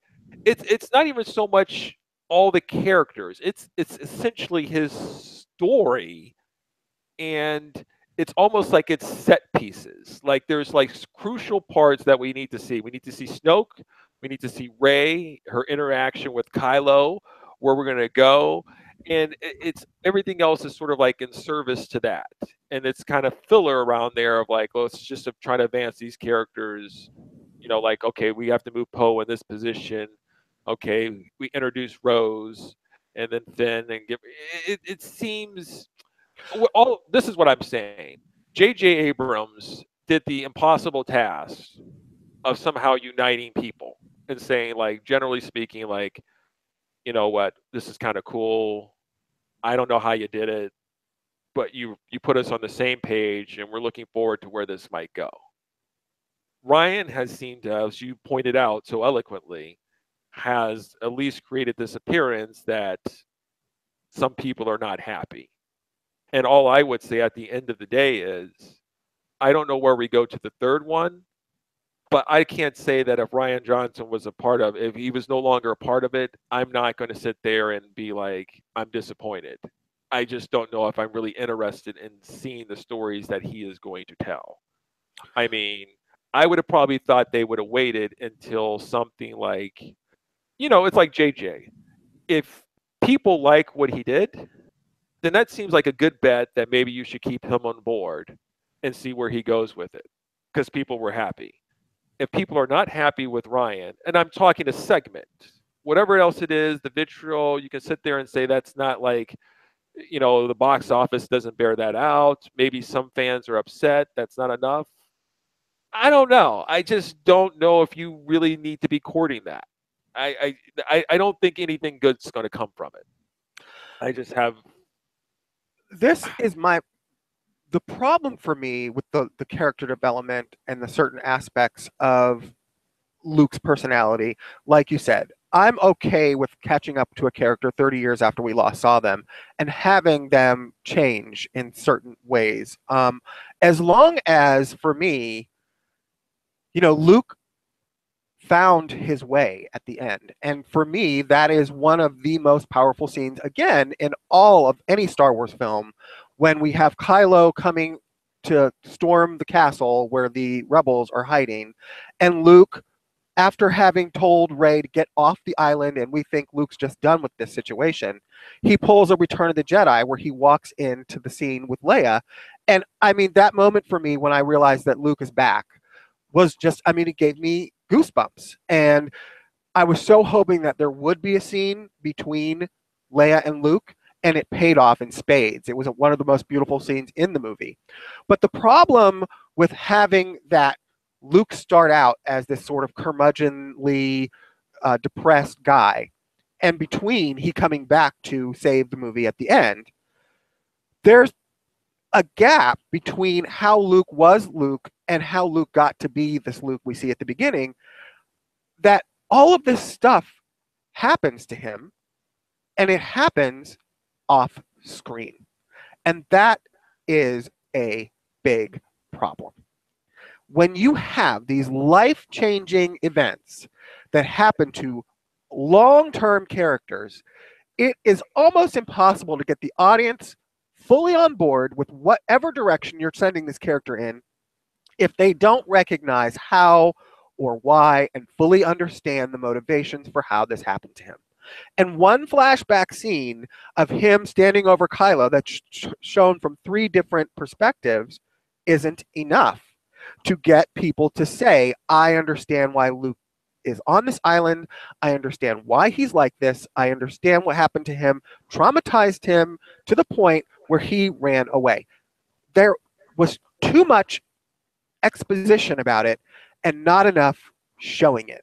And that, for me, is the problem and why I can't fully embrace this whole direction, which I get the whole, they can't continue to keep these movies going the same way because it just becomes cyclical and they all become one after the other, the same. Okay, I get it. I think the movie also acknowledges it at the end that while you need to break off, and it's so meta, you know, the whole thing of like, forget the, Kylo says to Rey, forget the whole thing, forget the Jedi, forget the Sith. We will move forward into something new. That's all cool and exciting. However, you don't want to forget everything that brought us to where we are. The Skywalker story is the entire series up to this point. And if they want to break away from the Skywalkers being the only people in the universe that can be this level of powerful, that's okay. But you still have to keep it that there's a reason why those people came to this point, why we told the story for 6 movies about this family. Without pissing on that legacy, you can do it by saying, you know, what, for whatever reason, the Force chose Anakin to be, or Anakin, Palpatine manipulated the midichlorians to create Anakin. And the Force didn't like that. But they found a way to redeem him through his children because the bloodline carried that whatever thing that made him more in tune with the Force. Okay, the Force has now chosen someone else. She doesn't have to be a Skywalker. She doesn't have to be a Solo. I personally would have preferred if she was, because I think I like the story that this family in multiple generations, you know, goes through these trials and tribulations and ends up at the top of their game. Okay, it's not, I'm a little bit disappointed about that, but if them making Rey not a Skywalker or a Solo, that's okay as long as we don't piss on the Skywalkers and say, oh, they, you know, that doesn't matter anymore. We're just going to go over here and do this whole new thing that has nothing to do with any of that. Rey's not related to anybody. Snoke is nobody important. He just dies off, whatever. No, it's like the scene with Luke and Yoda where Yoda says, you know, the saddest part of all masters is watching them grow beyond us. You know, you keep respect for what happened, but build on it for something new. That's why I think they showed that scene at the end. When you think, when Yoda sends the lightning down and strikes the tree and Luke's about to burn the tree down and get rid of all the Jedi, Luke's just as wrong as Kylo is when he says, forget about the past. I think that's the message. The message is Rey gets those books. She somehow stole those books, and they're in the ship at the end. When Finn goes to get the blanket for Rose and opens the drawer, those Jedi books are in there. This is a way of saying Rey is going to take the best parts of what is in those Jedi journals, I hope, is where they're saying, and combine it with something new and make the new Jedi. She's not the last Jedi, she's the first of whatever the new Jedi will be. That's all exciting to me, but I need to have those connections to the past. Don't disregard them and act like it's not important. And I think there are certain points in the movie where they did try a little hard to get you to understand. They're trying to put everything about the original movies and the prequels and The Force Awakens aside to push this new direction. Yes. That's not okay. Let me ask you, Bill. It's come out to my attention that when I saw some sort of interview with Ryan, that he was kind of saying, like, the way they're doing these movies is they're passing the baton. Like JJ passed the baton to him, and now he's created a story, and now he passes the baton off to the next director who can pick up and go with whatever direction they want to go. Is that consistent with what you read or what you heard? It is. So what I don't like about that, and here you can tell me if I'm looking at this wrongly or if there's been some sort of fuller explanation, is just that I wrote a part where I think this is, I ended up here. Now, if you want to get more into bringing Finn back to the forefront, or you want to talk about Snoke's history more, you can do it. I've carried the ball this far. You carried the rest and go whatever direction. I would assume that they would have had some overarching trilogy of where these characters, this is already written out, already predetermined. We need you to carry the ball and film the story. Not that you're just coming up with the story now. Like, you should be writing The Last Jedi and then writing the next episode and being like, this is where I envision the story going. And the next person goes, okay, we're going to tweak this or whatever else. Not just like, well, JJ comes back in and goes, okay, I saw it. I would have probably preferred to explore this, and we're going to go back into this direction now. The whole idea is to not tie them into an overarching story that it ham-fists their creativity. That's the idea. But, there are ways for them to do that. Like The Force Awakens, they didn't necessarily know, I think, at the time, whose Rey's parents were going to be. I don't know if that's really necessarily a bad thing. I don't know that they knew what was going to end up happening with Snoke and Kylo. I don't know if that's necessarily a bad thing. The thing about it is, if you sort of take it and you set up the pieces the way JJ did, it could have gone more in the way that JJ was going.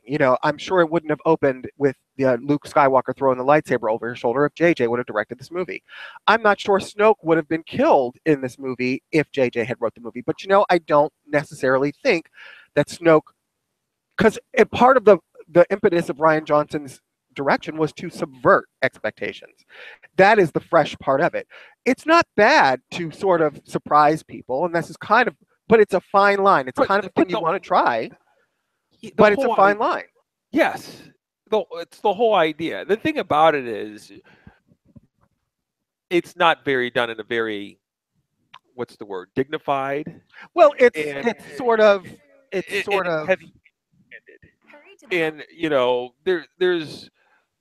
there's scenes throughout the whole movie where it's just kind of like, it's like a sledgehammer coming down on things. And you're sitting there going, I get it.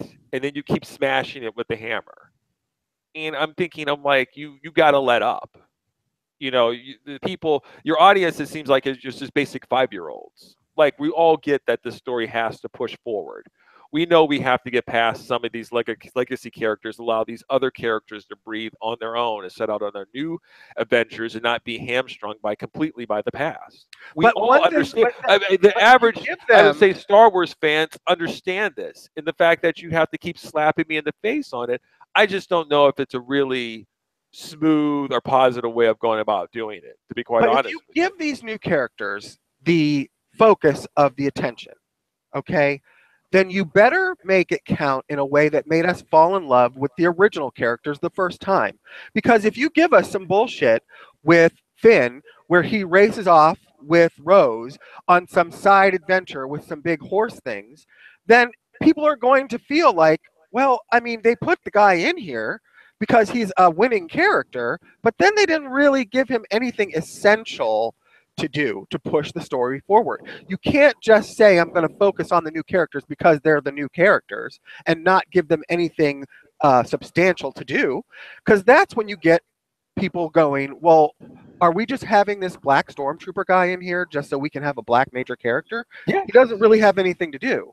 Are we just having this Chinese girl mechanic in here who's over off doing some nonsense so we can say we had a Chinese girl as a lead in the movie? No, you want to give these characters something, reason to exist and importance to the story. And I feel like that's where it fell down for me in some That's places. where it drops the ball on. And these characters were all introduced for a purpose. This is where I think where you said like it's not necessarily a bad thing. I think for me, I would like the whole idea to have this sort of mapped out. Do I have to find out who Ray's parents are, to be quite honest with you? No, it could be a mystery. Maybe at some point it could be revealed. But I would have thought that part of this story, 7, 8, 9, it would all sort of have an idea where it's ending up. Not this whole thing of going like, well, we can go in this direction where Snoke might not die in the third one. He could die in the second one.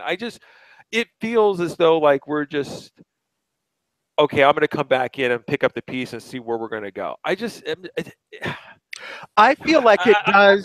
I'm not happy with that. Like, I feel like what do we have here?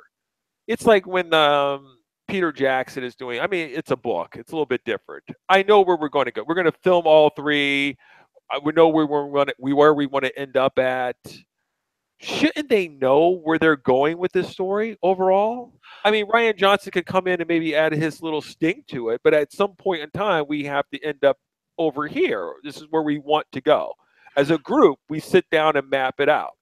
I feel like part of the motivation for Rian was to shake up JJ or whoever was going to follow him, shake the tree and create some sense of freshness and something with possibilities that didn't necessarily exist before he shook up the tree. Now, what are the possibilities that now exist, Bill? Possibilities are Rey's parents are unknown. She no longer has to be tied to the Skywalkers. She no longer has to be one of the chosen one. She can basically just be this girl off the street who now that sort of opened the doors to, well, the kid at the end of the movie with the broom.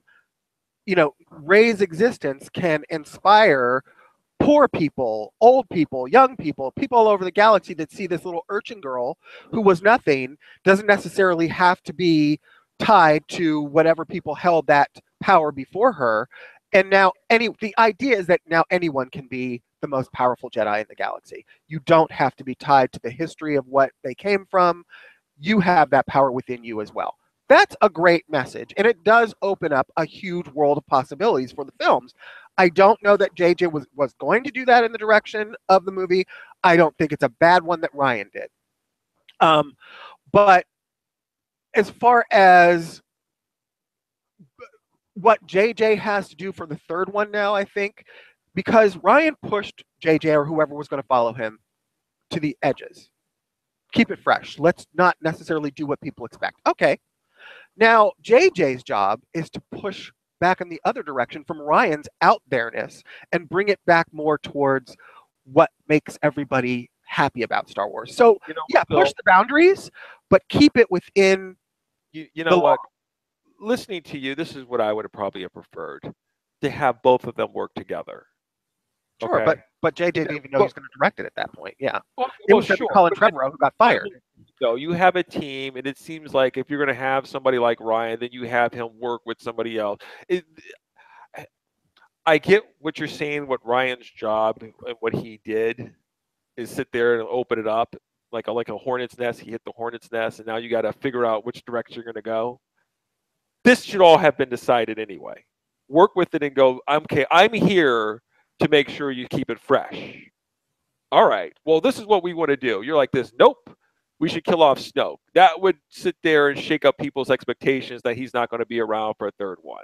And people are like this, go like this, oh my God, no.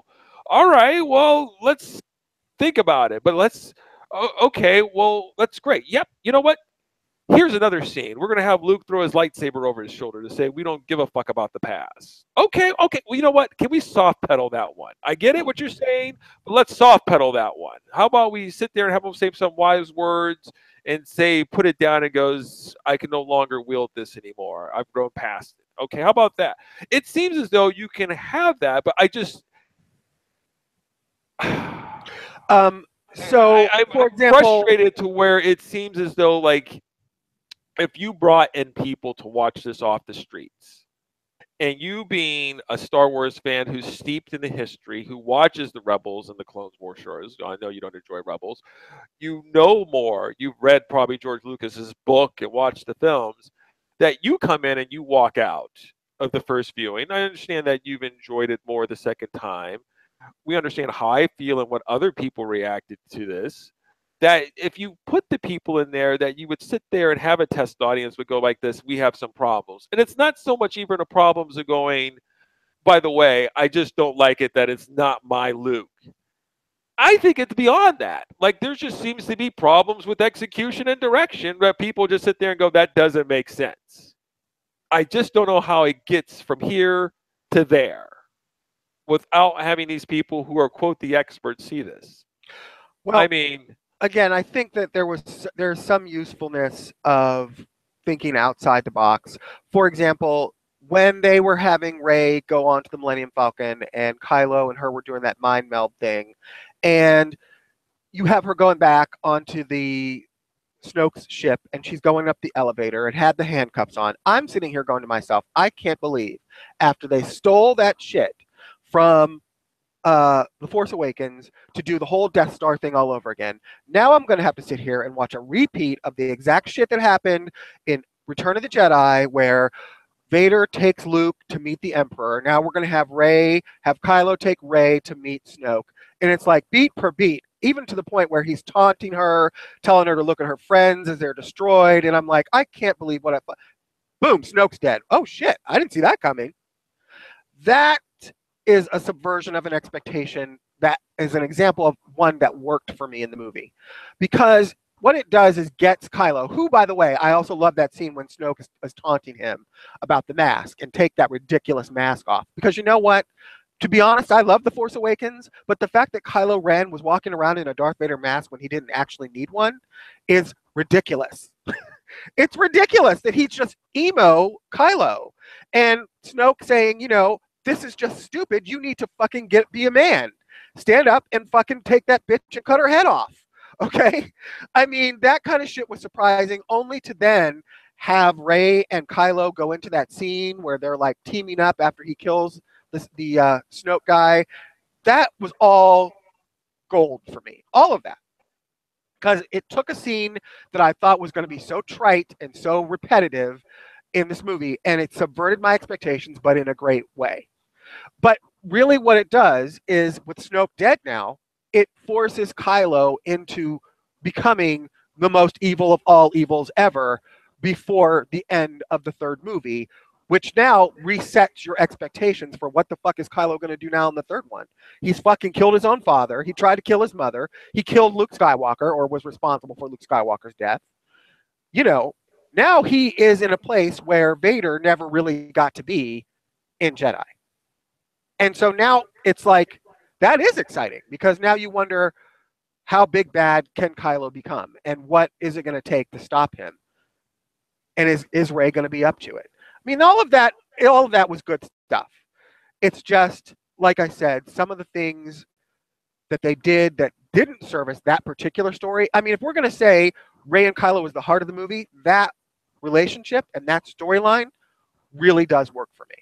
I mean, I think Kylo is probably the most fascinating villain since like Loki. He's like the Star Wars answer to Loki in Marvel. Fascinating, multi-layered character, but they needed to get him out of that helmet. They needed to get him away from that Emperor, and now he's kind of unfettered, and that's exciting.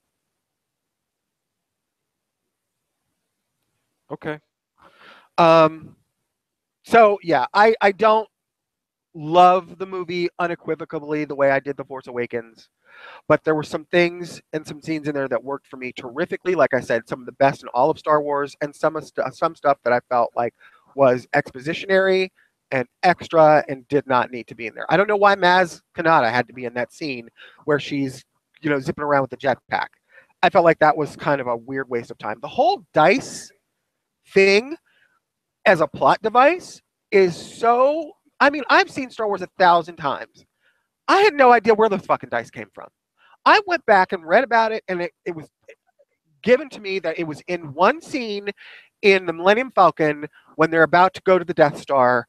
And I had to zoom my screen in, and I have a 65-inch television, and look super close to see those dice.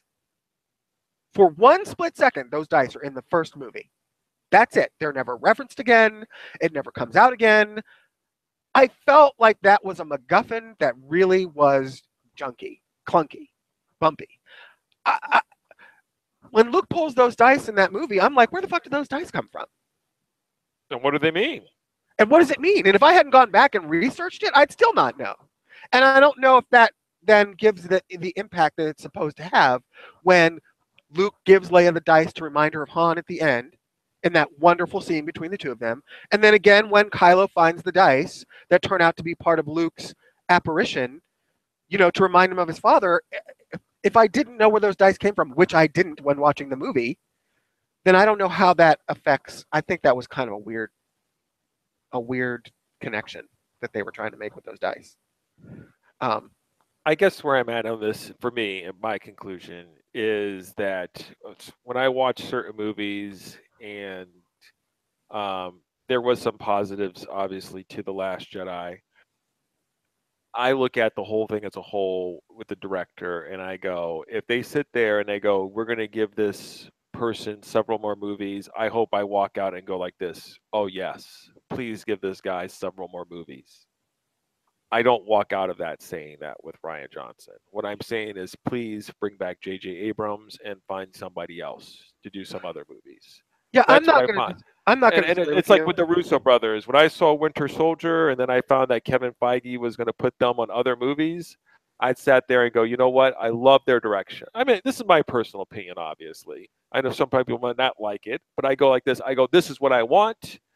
This is great. I'm happy that they're getting more movies to do because I love their direction. And so, I mean, it's to each his own. And for me, I just don't feel like I'm as impressed with him enough to give him several more movies. And I find it to be odd that Disney would make that call without waiting for the reaction of this movie. Yes. Um, like it seems to me a little bit like they must like his ideas. They must like working with him. And these are all positives, I guess. I'm not trying to shit on Rian in his whole thing here. I just don't know if I'm overly impressed. I mean, there's several scenes in Last Jedi that are very cool, but with those several scenes, there's several more for me that are just like not as cool, clunky, that sits there, pulls me out, that kind of raises an eyebrow. I don't feel that way when I watch Force Awakens. And I think with something that's so polarizing as Star Wars is with its fans, I'm not saying you sit there and have to cater to something to not pushing forward or being a little bit more risk taking, but you've got to have something that's a little bit tighter. I completely agree. I think if you ask me what I prefer, and this doesn't, we talked about this when we first saw the movie. I'm actually relieved that J.J. Abrams has already been signed on to do the third movie of the series. I would prefer J.J. to come back and complete it over Rian Johnson because I think that Rian Johnson, some of his deal is that he was trying to push forward the concepts of what we think of as Star Wars in some ways. And while that is somewhat admirable and it's fresh and all of that, I don't know that that's why I'm here. I'm here because The Force Awakens gave me that feeling of Star Wars gave me when I was 8 years old, even above what George gave me with the prequels. And so I want that story to give me this story, to give me those feelings. And for him to try to keep things fresh is one thing, but I need him to take whatever, I need JJ to take whatever fresh things that Ryan put in here, whatever new twists and breakings of conventions, and I need to have him pull it back into the Star Wars comfortability zone for me. And I'm sorry to say that for people who think that pushing the envelope is the most important thing in any filmmaking, that's not always what I need. I just need it to be not a repeat of shit we've done before, but still feel like it's Star essential. Wars comfortability zone. I like that, Bill. I think I think when I watch a horror movie that's just coming out, let's just call it like House in the Hellmouth. That's where I expect you to probably push the envelope more. Because you know what? You don't want to be like every other horror movie that comes out. You got to be somewhat different, have a new shtick, a new spin. That's when you're pushing forward. I think if you're doing something in an established property, you've got to try to push forward, but within the confines of certain things. Like you can't go too far, but you can't just sit there and stay so basic. It's Right. a hard cake. It is. It is a fine line for them, for them to toe. Listen, the difficulty in these movies, it's very. This is not like a run-of-the-mill movie, okay? I wouldn't be so hard on this if this was like Pirates of the Caribbean 7 or Fast and Furious 8 or whatever else like that. Doing this Star Wars movie, that's why I give JJ so credit, it's very hard because you're trying to please. What you're hoping is to please a whole bunch of different people who have different. It's sort of like Justice League. It's the same thing. It's very difficult, Right. And it's a fine line, and it is a fine line. And the thing about it is, for all of the envelope pushing that they are so boisterous about and are so adamant about, of Ryan Johnson's doing things that are outside of what you're comfortable with in the Star Wars box. Okay, for all of that though, on the other hand, the things that they didn't push, that weren't fresh, and they weren't all like, pushing the envelope. Some of the stuff that I think needed to be pushed wasn't. Like why we have a Battle of Hoth at the end of the movie that is basically a repeat of Empire Strikes Back, all the way down to the AT-ATs that just basically look like grand ancestors or grandchildren of the original AT-ATs, down to the trench battle where they're all stuck in that trench. It's like, now that's something I could have lived without. Now that's an element of something that I feel like they could have pushed differently. But here we are with that same feeling of we've been here, we've done this. It was called Hoth. It was Empire Strikes Back. It was 35 years ago. Why do we say we want to push everything and make everything fresh and then give you something tired that you've seen again? It seems like they want it both ways. And I get it. Their job is to combine the familiar with the unfamiliar. I just think the balance was off in certain places. Let me add a few more things as we wrap this part up. I think we're at the end of it, but I feel that George Lucas somewhere is laughing. Yeah, he probably is. He's probably like, you know what? Maybe it wasn't me being so bad after all, huh, bitches? It's just like Hillary. She's like, I tried to warn you, assholes. Right? That's where George is at right now. George and Hillary are probably sitting somewhere laughing. Right. He's probably calling Ryan up on the phone going like, huh, you guys all thought it was so easy. Mm-hmm. So, and I guess the other thing at the end of this, going forward, we're going to have more Star Wars movies, more offshoots. And I have a feeling that this is not going to be the long wait where you have this emotional buildup. We've probably talked about this, that it's going to be interesting because is there going to be like too much, like an oversaturation of Star Wars? I mean, I don't think we're there yet, but I think we will be in about 6 months. Have you heard that the rumor is, and again, I hate to give attention to stuff that's sort of like fanboy exposition out there, but I think in light of what's going on with the fan outrage over this movie, that I think Han Solo has a lot to worry about. Okay. Well, it just seems now we have so many movies, Star Wars related, coming out. Is there going to be some sort of whole like I'm bored now? I mean, that's a strong. I don't want to say bored, but there's going to be a lot more criticalness added on to these movies. So the rumor is Disney, I got a quote here. Disney's bracing themselves for Han Solo to bomb. They are worried about it. They were worried about all of this before The Last Jedi, but now they're essentially writing Solo off. The lead actor supposedly can't act, and they had a dialogue coach on hand for all of his scenes. On top of that, the script was unworkable. It's going to be a car crash. That's the rumor. Of course, they said the same thing about Wonder Woman, and we know how that turned out. So that's a grain of salt you need to take this with, but it's out there in the air. Okay. A dialogue coach, huh? So the guy looks the part for Han Solo, but can't act his way out of a paper bag. Is that? This is the nasty. Let's jump on the Star Wars hate wagon rumor of the weekend, just for your holiday pleasure, right before you get to Christmas. That next Star Wars movie you were looking forward to, if you don't like The Last Jedi, I wouldn't hold my breath for that one either. That's basically the message. Okay, all right. You know how I feel about poor acting, Bill. You know how I feel about it. I do. You know how I feel about unsubstantiated rumors, Jay. That's why I hesitate to even mention it. But I feel like, I need to prepare myself for the fact that some of my most anticipated movies might not necessarily find an audience. Han Solo? Who's the lead actor in Han Solo? Alden Ehrenreich. Has he done something I should know? He has, but I don't watch stuff that's not in my wheelhouse. Okay. So, Bill, let's go on. Do you want to give me your unpopular opinion? So wait, anyway, you give the movie a B+. I'm going to withhold my grade. I'm just looking forward to JJ coming back. That's where I'm at. Okay. So my unpopular opinion and my number one movie of the year just so happened to be the exact same thing. Isn't that coinky dink? Familiar. My unpopular opinion is that Justice League is an underrated movie, to say the least, and it is in fact my favorite movie of the year.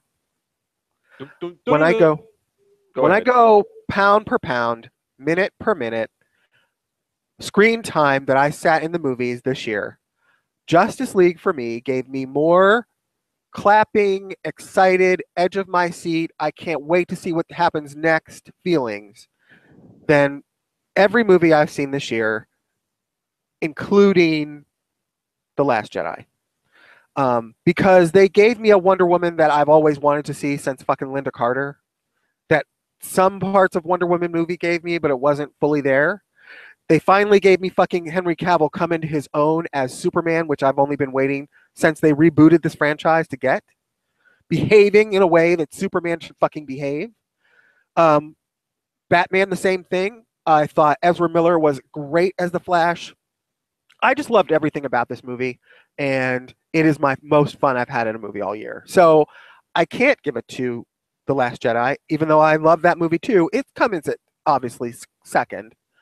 But if you asked me, which was my most fun this year, it was Justice League. So I gotta give it to him. Okay. Bill, I think I have a couple runnings, a couple nominees for my movie of the year. Okay. Just kind of looking through my DVD queue. I have to think about this, and we'll discuss this in a couple weeks. But Life is probably in my top 5. Okay. And Growing Up Smith.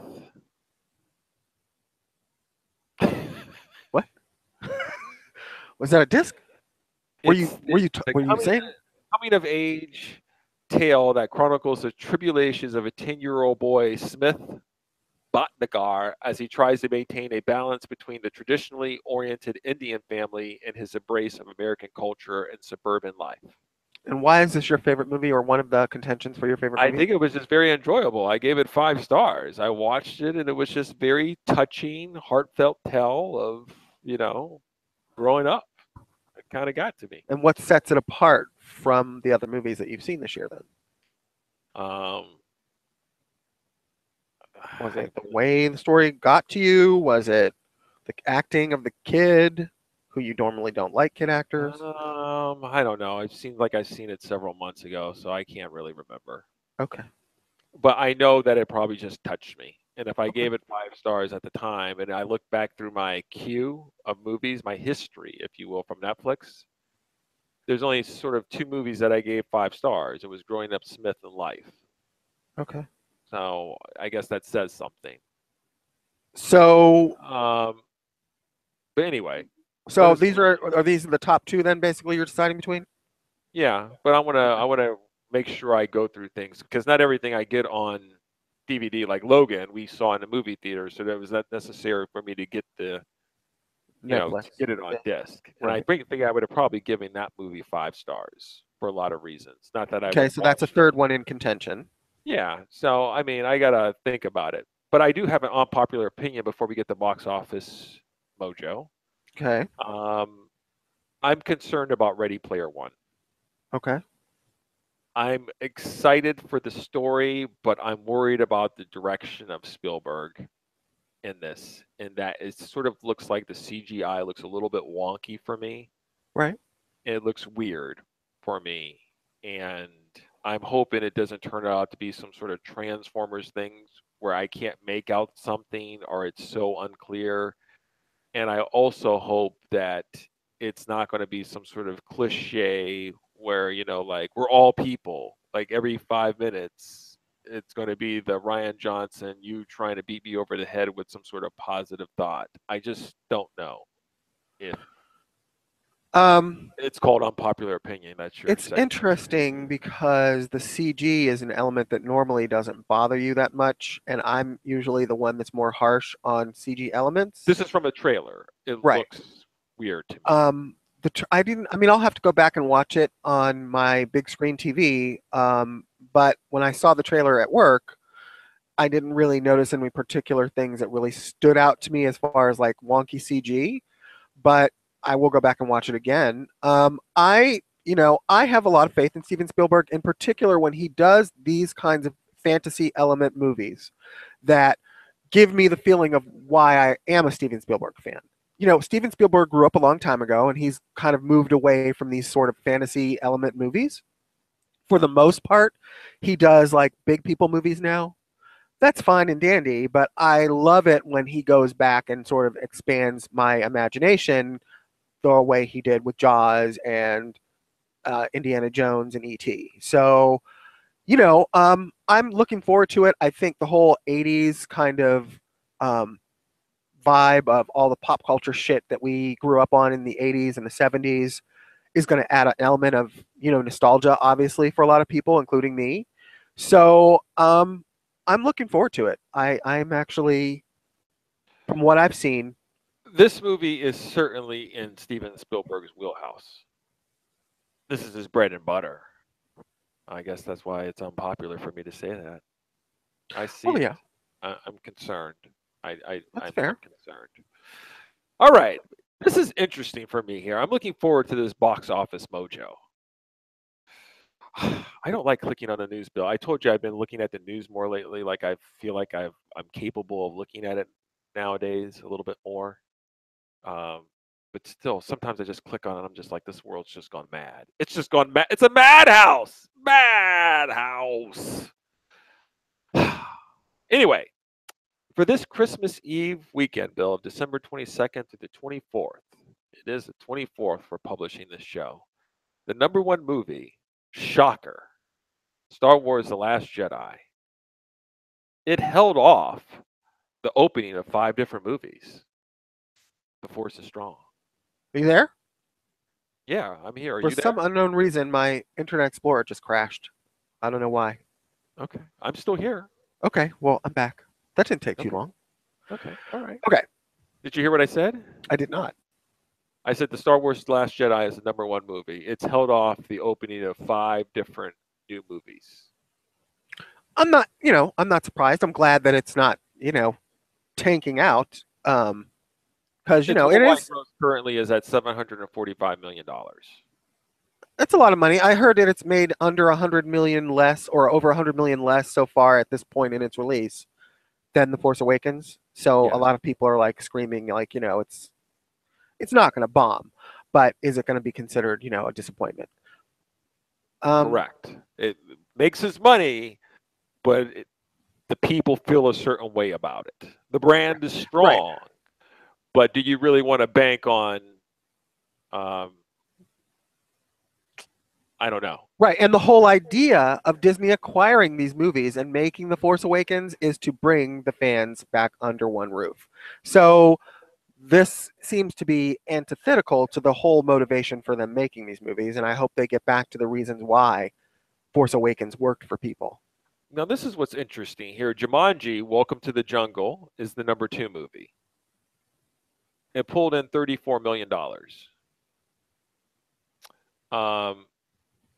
It now has a worldwide gross of 100 million, with its production budget being 90 million. Okay. Pitch Perfect 3 is your #3 movie. It pulled in a $20 million. Have you seen any of the Pitch movies?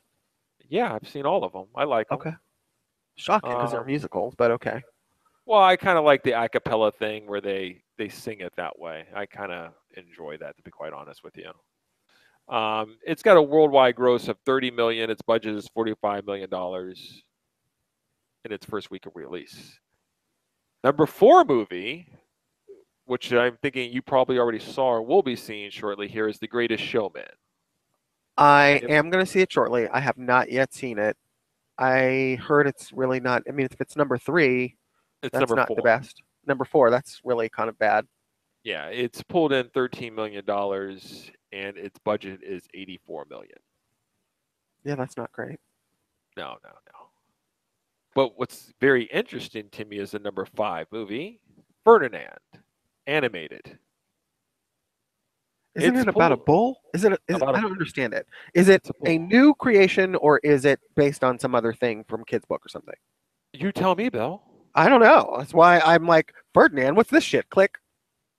I mean, if you have to tell me, then I guess it's something I don't, necessarily need to know. Don't know, but it costs $111 million, and its worldwide gross is $34 million in its second week. So That seems low. It's going to hurt. Ferdinand's going to hurt. Yeah.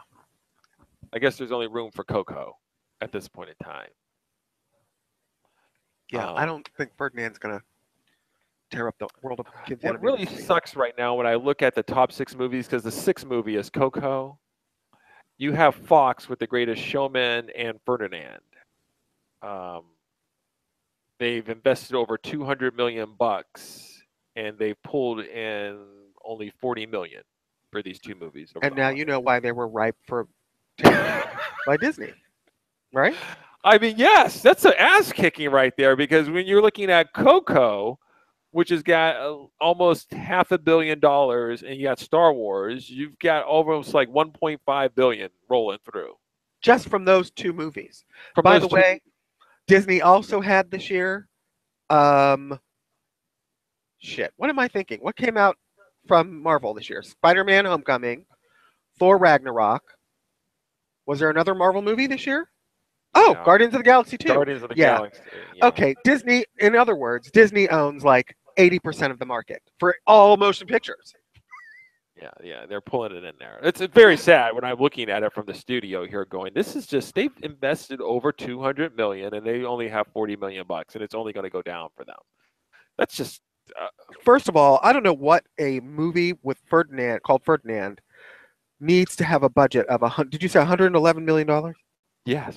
Why? What is it in there that costs $111 million? Well, let's look at their voice. Their voice talent is John Cena. Okay. Kate McKinnon. Isn't she on Saturday Night Live? Yeah. From Ghostbusters, too. David Tennant.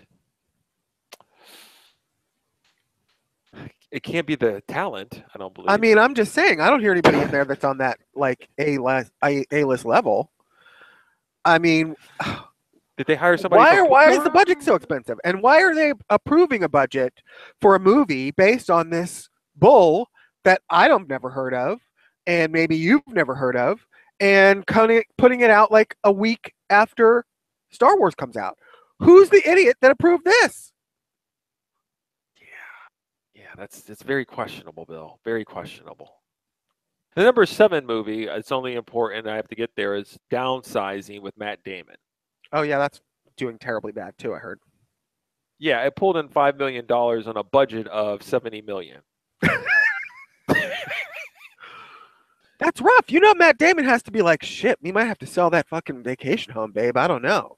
It stars Alec Baldwin, Matt Damon, Neil Patrick Harris, Jason Sudeikis, and Christopher Waltz, and Reese Witherspoon. Reese. $70 million.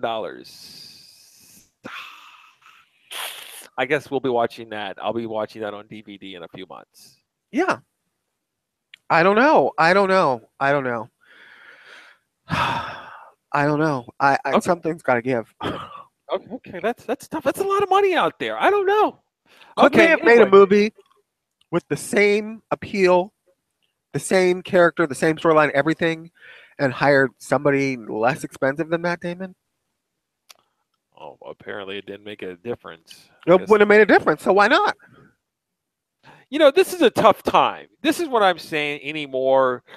Like, if I'm going to be bringing out a movie like Downsizing, I'm going to try to avoid the Jumanjis, the Cocos, and the Star Wars. I Like, don't know. if my movie only costs if it costs like Blumhouse budget, like 5 or 10, then sure, then maybe I can get the runoff. Like the people who don't want to go see Star Wars, they might want to come see my movie. I might catch the runoff, but my movie doesn't cost a lot. But if I have a $70 million, $90 million film, I hate to be a little bitch, but I don't want to open next to The Rock, Star Wars, or Coco. Like that just seems like a death knell, to be quite honest with you. Am I wrong? No, it's because the audience is so fractured and small now. It's because everybody wants to go out and see some shit you can't see on Netflix. And people have gotten spoiled with all the content that's available at their fingertips now that they don't feel like they're going to go out for any old weekend animated movie when they don't have to. I don't know. Downsizing like it should be on Netflix right now. Right. And I don't know what the answer is. I don't know, if budget slashing is something that's going to have to be done for these movies. I don't know if that's going to solve the problem. I don't know if less movies that are in the mid-range is going to solve the problem. I think it's a big problem, and I think they have to still sort of work out, maybe a day and date thing. Maybe that whole, instant watch thing will happen. Something has to happen because it can't go on like this. It just can't. Bill, I really appreciate you doing the show early. Sure. And on Christmas Eve. I know how the What holidays are. What are your plans for the afternoon now that we're freed up from this schedule? I'm going to sit here and try to upload this show over the next 10 or 15 minutes. Okay. And I just got a text from my woman that if we're going to be going to church at 4 o'clock, it's now 2 o'clock, that we have to get there 20 minutes before because, things fill up during the holidays. Everybody finds their religion. You're not going to midnight mass? Did you ever do that? Yeah, I went there at midnight mass for a couple of years, I think, which was always it's just too much. It's just too much for me. It's too much. But I can do a 4 o'clock. And the other option is 4 or 6. I'd rather do it now than maybe spend some time hanging out with my woman, maybe having a nice little dinner, and then I'll be probably just sleeping in my bed, come back and just kind of relax on Christmas Eve and then head over to her place for Christmas. So that sounds like a very nice and low-key time. Is she making dinner at her house tomorrow, or are you going to her sister? She is. I think she's just going to have like a ham and some other things. Sounds delicious. So I like her cooking. Cooking is number one. So I don't know what I'm going to do for dinner today. Chipotle open? I had Chipotle like for lunch, dinner, and another lunch the day before. I've had it like 3 times in 2 days. Are you telling me you're ready to take a Chipotle break? I don't believe it. Yeah. Oh, looks like my woman's changing church time to 6. Oh, look at that. More time to hang out at your house and do your video games and whatnot. Score! That's a victory for me. Yeah, but that means dinner's going to be late, doesn't it? Oh, that's fine. That's fine. It gives me time to shower. I get to putz around. I can hang with the dogs a little bit. I get to maybe finish watching the Kingsman movie. The world is mine, Bill. The world Did is you buy mine. your dogs any Christmas presents this year, by the way? No presents for the dogs. Really? Really? No. That's like your children get coal in their stocking on Christmas. Yeah. That is They not can- cool. Unfortunately, what I need is better dog toys to be made for the small dogs. Small purse dogs, I feel like there's not really much options. You know, they have all these big things that Scooties and Fur can't get in their mouth. So no. Actually, I found a perfect gift to give you. Part of the reason why I don't give you Christmas gifts, I know what your philosophy is, don't want to spend a dime. But for me, it's really not about spending a dime. For me, it's about, I kind of try to figure out something that you could use that you wouldn't buy for yourself. And of course, I just found the perfect thing. And of course, it's Christmas Eve. So you'll have to wait a year. But it's in my, never mind, I won't tell you where it is. But I think it'll be perfect for you. I think you'll like it. Next I year. like it. You usually give some gifts that are actually, I look at them like this. I could use this. Right. Very. I try to do that. But you really should buy your dogs for Christmas gift. I also feel like sometimes you give things that make your life easier when you come up here, though. Oh, yeah, there's that too. Of course. Of course. But You're like, here, I got you this meat tenderizer and meat scissors that you didn't have. So we can use them when we get steaks. We can now, cut everything up nicely. well, of course. Of course. But you really ought to be ashamed of yourself. You need to go out and get those dogs something for Christmas. What kind of Okay. Scrooge and Grinch motherfucker are you? I did give them a can of tuna last night. So, Really? yeah. Why don't you go and get them some nice small steaks and give them like a Christmas treat for dinner? Because I don't want to hear this later on tonight. Yeah.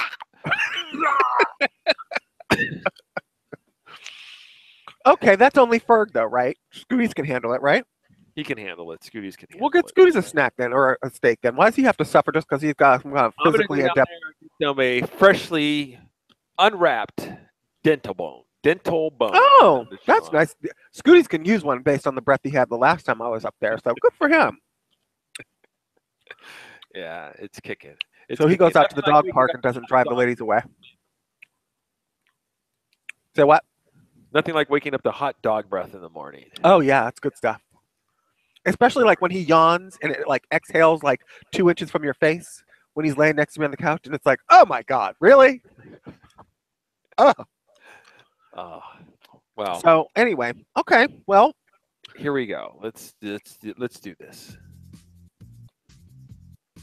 Is it even playing? there it is. Oh, you can hear it. All right, Bill. Merry Christmas. What will we talk? We'll talk. I don't know. Tuesday. Yeah, I'll talk to you before that. It's been a pleasure. Thank you. I guess we will be doing our new show, episode 60 or 50. What is it? 58. 59. Isn't it 59? 58. Oh, okay. So we'll be doing 59 in 2018. Yep. Thanks to all our fans for always listening, being there and being supportive. Have a Merry Christmas. Have a happy holiday. Happy Kwanzaa. Really. Merry Christmas, everybody. Peace out. Bye.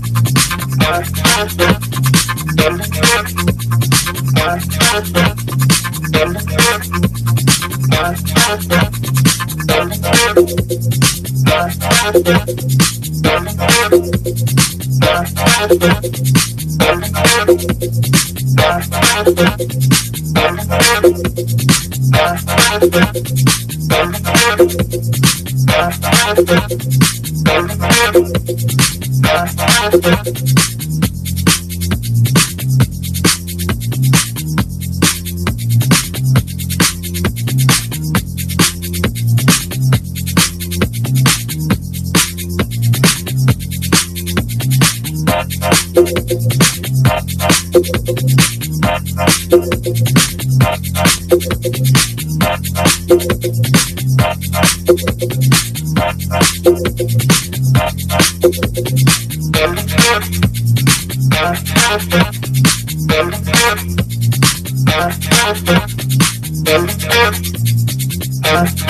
you.